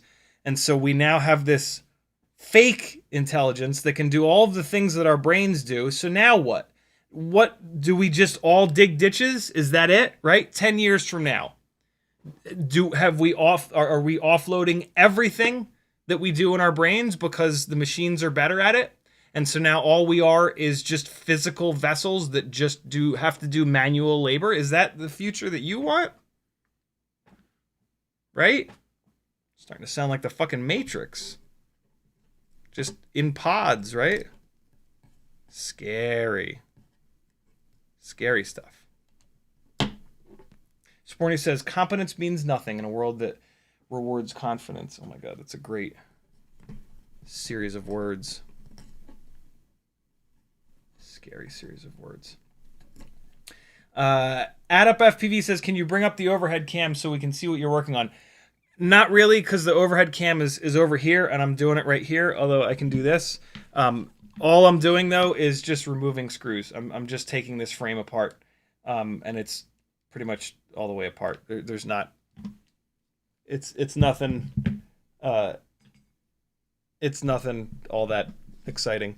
On the next live stream, I will actually be doing a build with the Siren A frame. So the next live stream I'll do in front of the overhead camera. But yeah, for right now, I've just got a pile of screws and hardware in front of me. Sear says, I never use stabilization, so I don't know why it's used. I just try to build clean and fly as smooth as I can. What are some more reasons to use stabilization software? In my opinion, the only reason to use stabilization is you want the footage to look more basically cinematic. Like, that word gets so overused and it's so cringy sometimes, but like it just tends to be the truth. Like, if the footage is kind of wobbling around, it looks amateur. It looks like you don't know how to fly. It looks like you don't know how to tune. And so I was deep in FPV when, for the first time ever, GoPro introduced functioning onboard stabilization called Hypersmooth. And overnight, very inexperienced pilots all of a sudden looked like those of us that had spent many, many years learning to build properly, tune properly, and fly properly. And for all of us old heads, we were like, what the fuck? This is some bullshit right here. And it was very frustrating. I tried my best to spin it and think of it in terms of, well, you know, we should be happy because we go on YouTube and we watch flight footage, and when that flight footage is wobbly and all over the place, we don't enjoy it as much. When the flight footage is nice and smooth, it's more fun to watch. And so that was kind of my approach. I was still fucking furious that I'd spent so much time and effort learning how to fly smoothly, and now that didn't matter nearly as much. But like, you can kind of tell, like, when you turn stabilization on, it's all on. It's on everything. And so every single sharp movement turns into a smooth movement. So you don't have, so it kills a lot of the drama. A really good pilot that has learned to fly smooth cannot run stabilization and do a really sharp move that looks really cool and then fly really soft and smooth and then do another really sharp move. And so their flying is much more interesting. It's much more dramatic. It has much more range, right? When you watch somebody that has stabilization turned on, their flying doesn't have any range and it gets stale very quick because it's always soft, it's always smooth, it's always like that. Most people haven't been into FPV and haven't watched enough FPV and just maybe don't even care to realize that distinction. And so a lot of newer pilots can make... This is why you'll see now more than ever pilots that are like 6 months in, a year in, that are getting tens of thousands of views on Instagram because they can use the stabilization software. They can use all of the advantages that us old bastards had to fucking fight through and like develop, right? Like we developed a lot of this stuff in part as a community. And so, yeah, it's a little frustrating if I'm honest, but the fuck am I going to do about it? Can't turn a clock, can't go back in time. It is what it is. And so, yeah, that is a very common use of stabilization. It's to cover up being a pilot that hasn't learned to fly smooth. And as much as like, I don't think people should do that. Nobody cares about me. People gonna do what they're gonna do. And like, I'm not going to sit here and be like, it's your job to not support those pilots because they have to do... Like, no, come on. So, yeah. That's why you use stable... That's...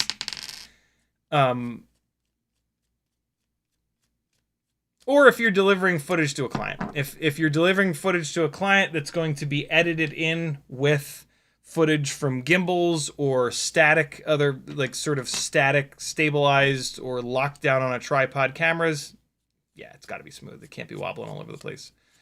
But other than that, yeah, no stab for life, friends. I swear to God, I was one of the very first people to put no stabilization on a video. And then somebody else, like a year after that, somebody came up with the hashtag no stab. And I was like, that's so much of a better hashtag than mine, which was no stabilization.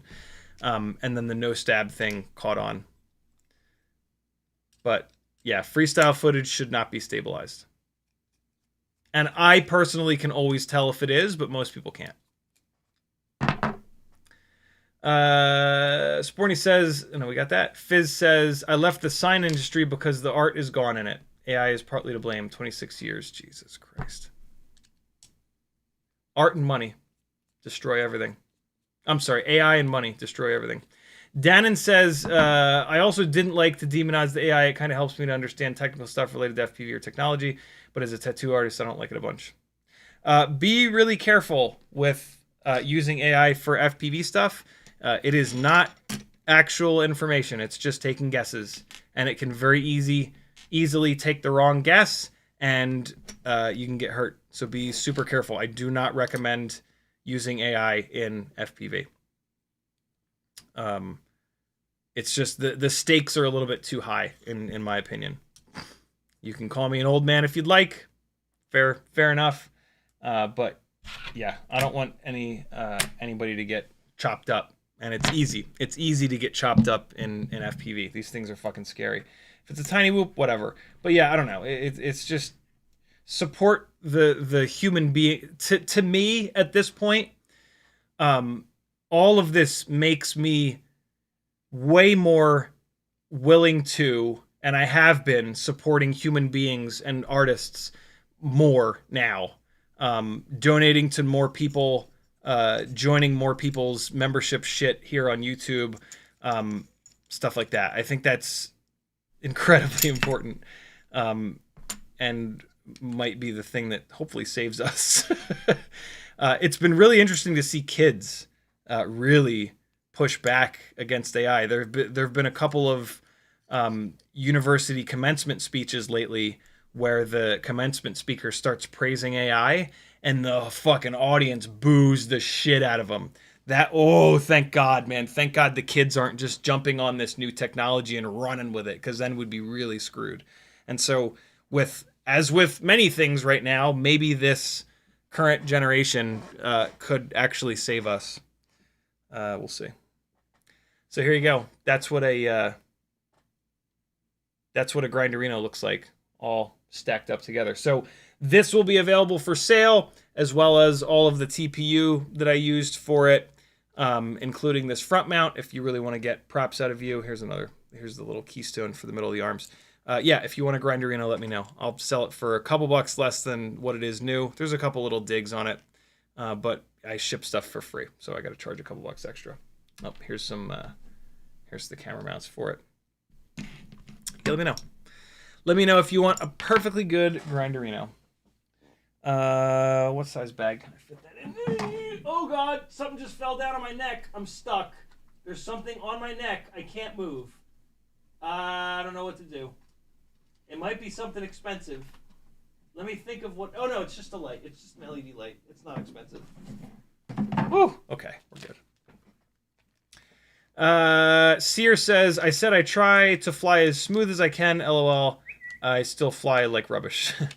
Takes a long time. It takes a long time to learn to fly really smooth. It's very difficult.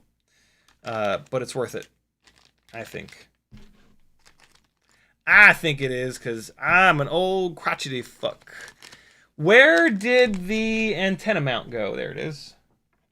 So I haven't got a nice little antenna mount for you.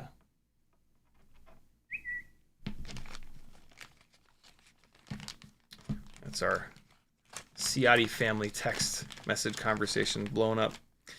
There it is. Cool.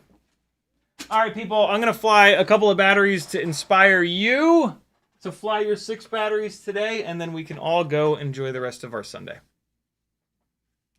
Luca says, do you think the Mobula 704 is good for Jungle Gym? If not, what is with the 04?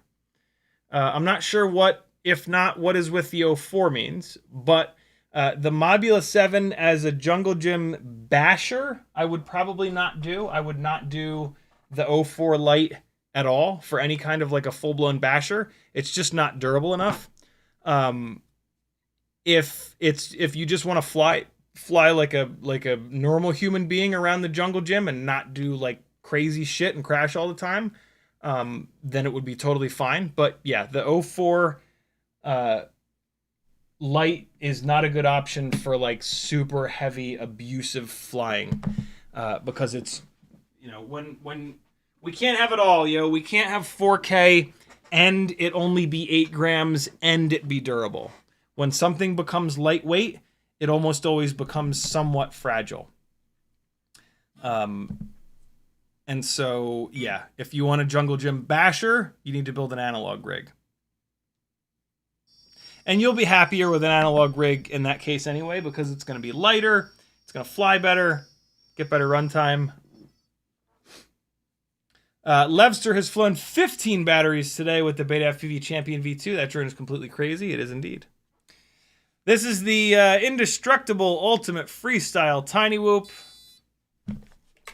on the same set of propellers that it's been on for like 40 batteries. I need to get these. I need to change to a fresh set of props. But shit! Woo! That's saved though. But these Gemfan 1219S's are hanging in here with the 1.5mm motor shafts. Is there a spaghetti monster in there? I think Maggie might be in there doing yogurt.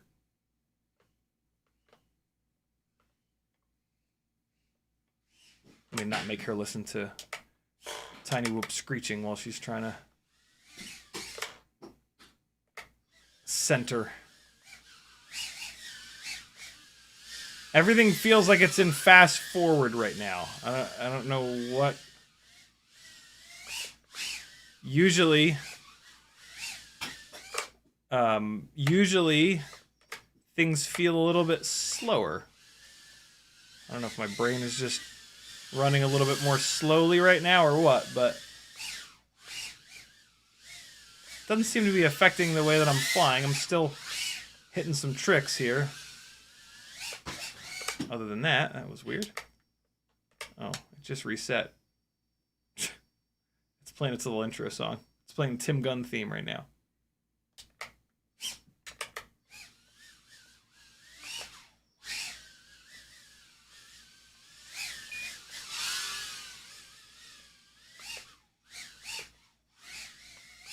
Oh, that was a cool little combo. I don't even know how I did that. Oh no, the coffee table ate me. Oh. Oh, a proper mirror flip for that ass.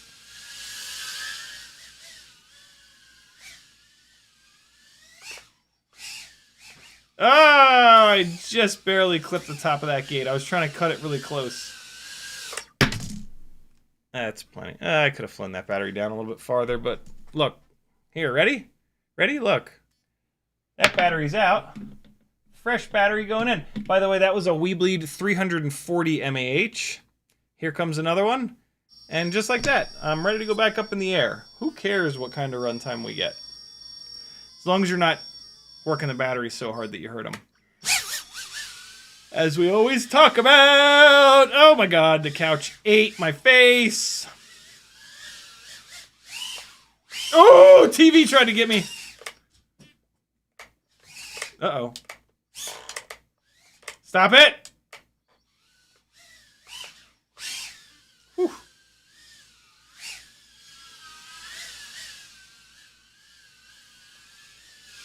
Let's fly smooth for a minute. Okay, let's crash immediately for a minute. Uh-oh. Uh-oh. I might not be able to get out of here. No, not like this.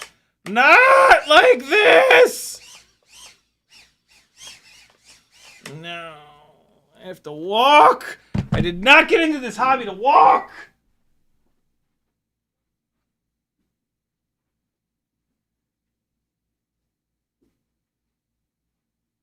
All right, we're fine. It's fine. I only had to walk like 10 steps. I can handle that. It's another 10 on the way back, though. This is bullshit. Woo! Let's fly smooth and let this ESC cool down a little bit here.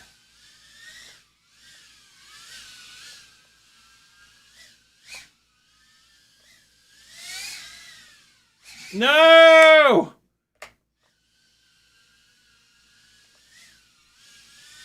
Oh!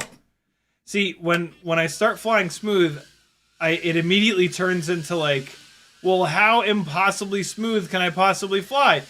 And then it's like, no, just don't. Maybe it'll work. Maybe it won't hit the side of the coffee table, and it does.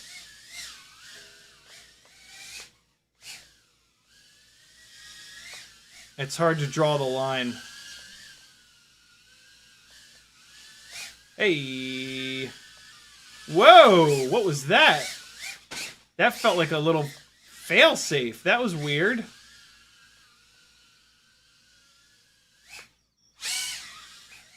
Doesn't make any sense. Whoa, landed on top of the sub. Oh, that was interesting. Kind of slid sideways into it, tried to slide sideways out of it. That would have been weird. What?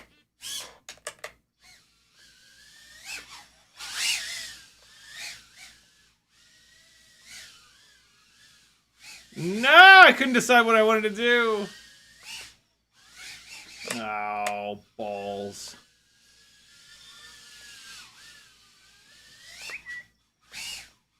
Oh my god!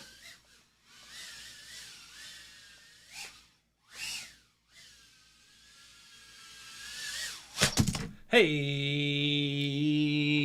one more from me. I'm going to do a Lava 320. So that was 2 Weebleed 340s and now 1 Lava 320. Just in case you're trying to decide between those batteries. They're both great batteries. Close your eyes and point. You'll be fine. But if you're obsessive like me and you always try to get the best possible thing, here's some battery feedback for you. I can't tell difference, to be really honest. They all feel great. All these new batteries feel great. The only ones I can really tell a difference with are the 280s, the Lava V2 280s. They're a full gram heavier. I'm sorry, lighter. They're a full gram lighter, which you can absolutely feel. You get a little bit less runtime, but who cares? Just buy more of them. Oh, I tried to force that power loop into happening, which is tough. Now we're talking! I cannot believe that I nailed the blind backwards thing and then flew face first into the top of the goddamn gate like a complete spastic. Oh, come on now.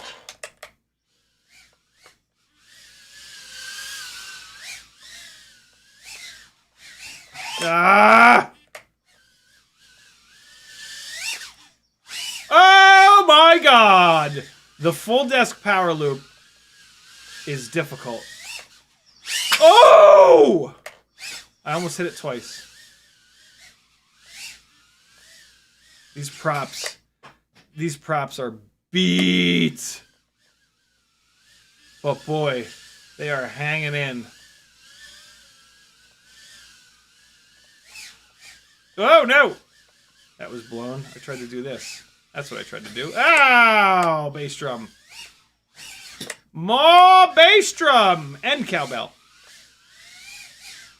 Woo! That was cool. How did I do that? Rocked it up here. Oh! Okay.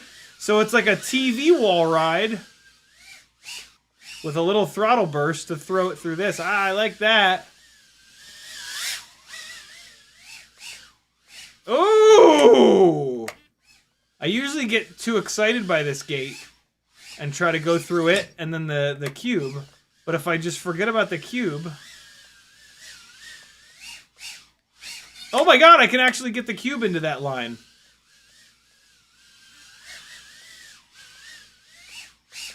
Hey! One more shot. Yeah, that's tough.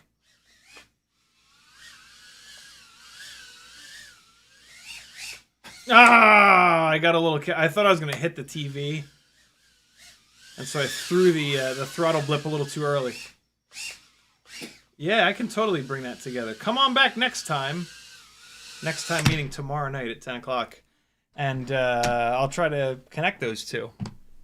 TV wall ride to hanging gate to cube. Fly 6 batteries today. And tomorrow, you'll be a little bit better of a pilot. And if you just keep doing that, eventually you can absolutely rip inside your house like this. I'm not special. I just put the time in and effort in. So, and my God, I'm so glad that I did, because it is so much fun to be able to shred in a small space like this. You can go anywhere and shred super hard. Like, it's, if you can learn to do this, all the rest of flying feels like it's in slow motion, because doing like full tilt freestyle stuff inside the house is very difficult. And so fly 6 a day. It'll take you like a half an hour, maybe even less. And in, 6 months to a year, you'll be ripping. Flying inside is arguably the hardest of FPV to do, just because everything is so close together and everything is happening so fast that like you can't screw up at all. Like, there's no covering up mistakes. You make a mistake and you hit the couch. It's pretty low stakes, right? You don't have $1,000 up in the air, but in terms of just straight up piloting difficulty, it's up there. Levster says, it was LQ, went 99 for a second as you had that weird drop. Strange. All right, friends, thanks for hanging out. Tomorrow night, 10 o'clock Eastern time, I'll be back. For now, go to CiottiFPV.com and pick a way to support me so that I can eat. Look how skinny I am, man. It's because I can't afford to eat. It's not. It could be, though. You never know. It could be. I could just be lying. This could be the first time I'm telling the truth. I could have always been lying up until this point. Thanks, people. Here's the other battery that I flew around the vineyard yesterday. Very disappointing day of FPV yesterday, but sometimes it just be like that. Here's the first battery that I flew there. Love you, bye. See you tomorrow night. Be good, friends. Have an awesome rest of your weekend.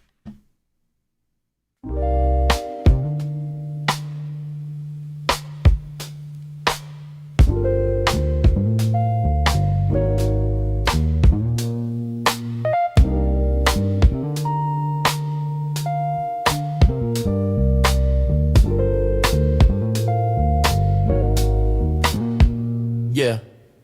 Out in the yard where the grass grows wild, CiottiFPV's goggles locked, grinning like a child. Teddy spaghetti's, fur flies, and jet wash dreams.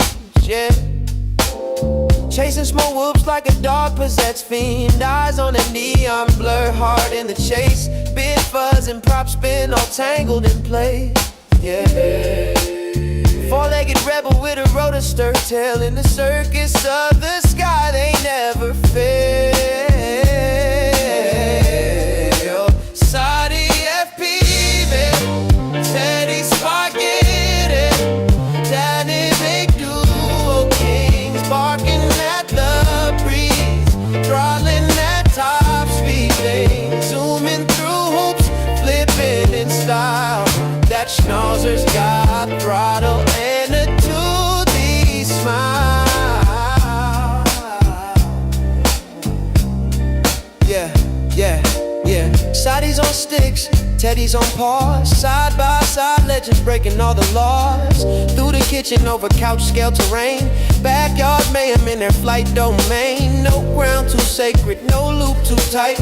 Fuzz, fuel, fury ignites the night. When pilot and pup lock eyes on the prize, every whoop they conquer is a fresh cut surprise. Yeah.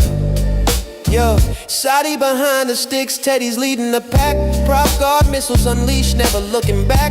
No leash, no map, just freestyle mic. They on the dog drone streets every day and night. Said whoops, hitting low, gotta nail the dive. Teddy push throttle up, feel the beast come alive. I see the neon arc, got the sticks locked in, Teddy. Yeah, let's rip this loop, ride the roar of the wind, Teddy. Yep. Yeah, CiottiFPV, Teddy spaghetti, diamond and duo kings, barking at the breeze, throttling at top speed, zooming through hoops, flipping and That schnauzer's got throttle and a toothy smile. Teddy Sparky, Teddy and Duo Kings barking at the breeze. Falling at times, speeding, zooming through hoops, flipping in style. That schnauzer's got throttle and a toothy smile. Yeah, when you hear that bar cut the rotor hum, you know Ciotti and Teddy's mission's just begun. FPV's fur-faced legends, legends singing loud. Yeah, Teddy Spaghetti and CiottiFPV always proud.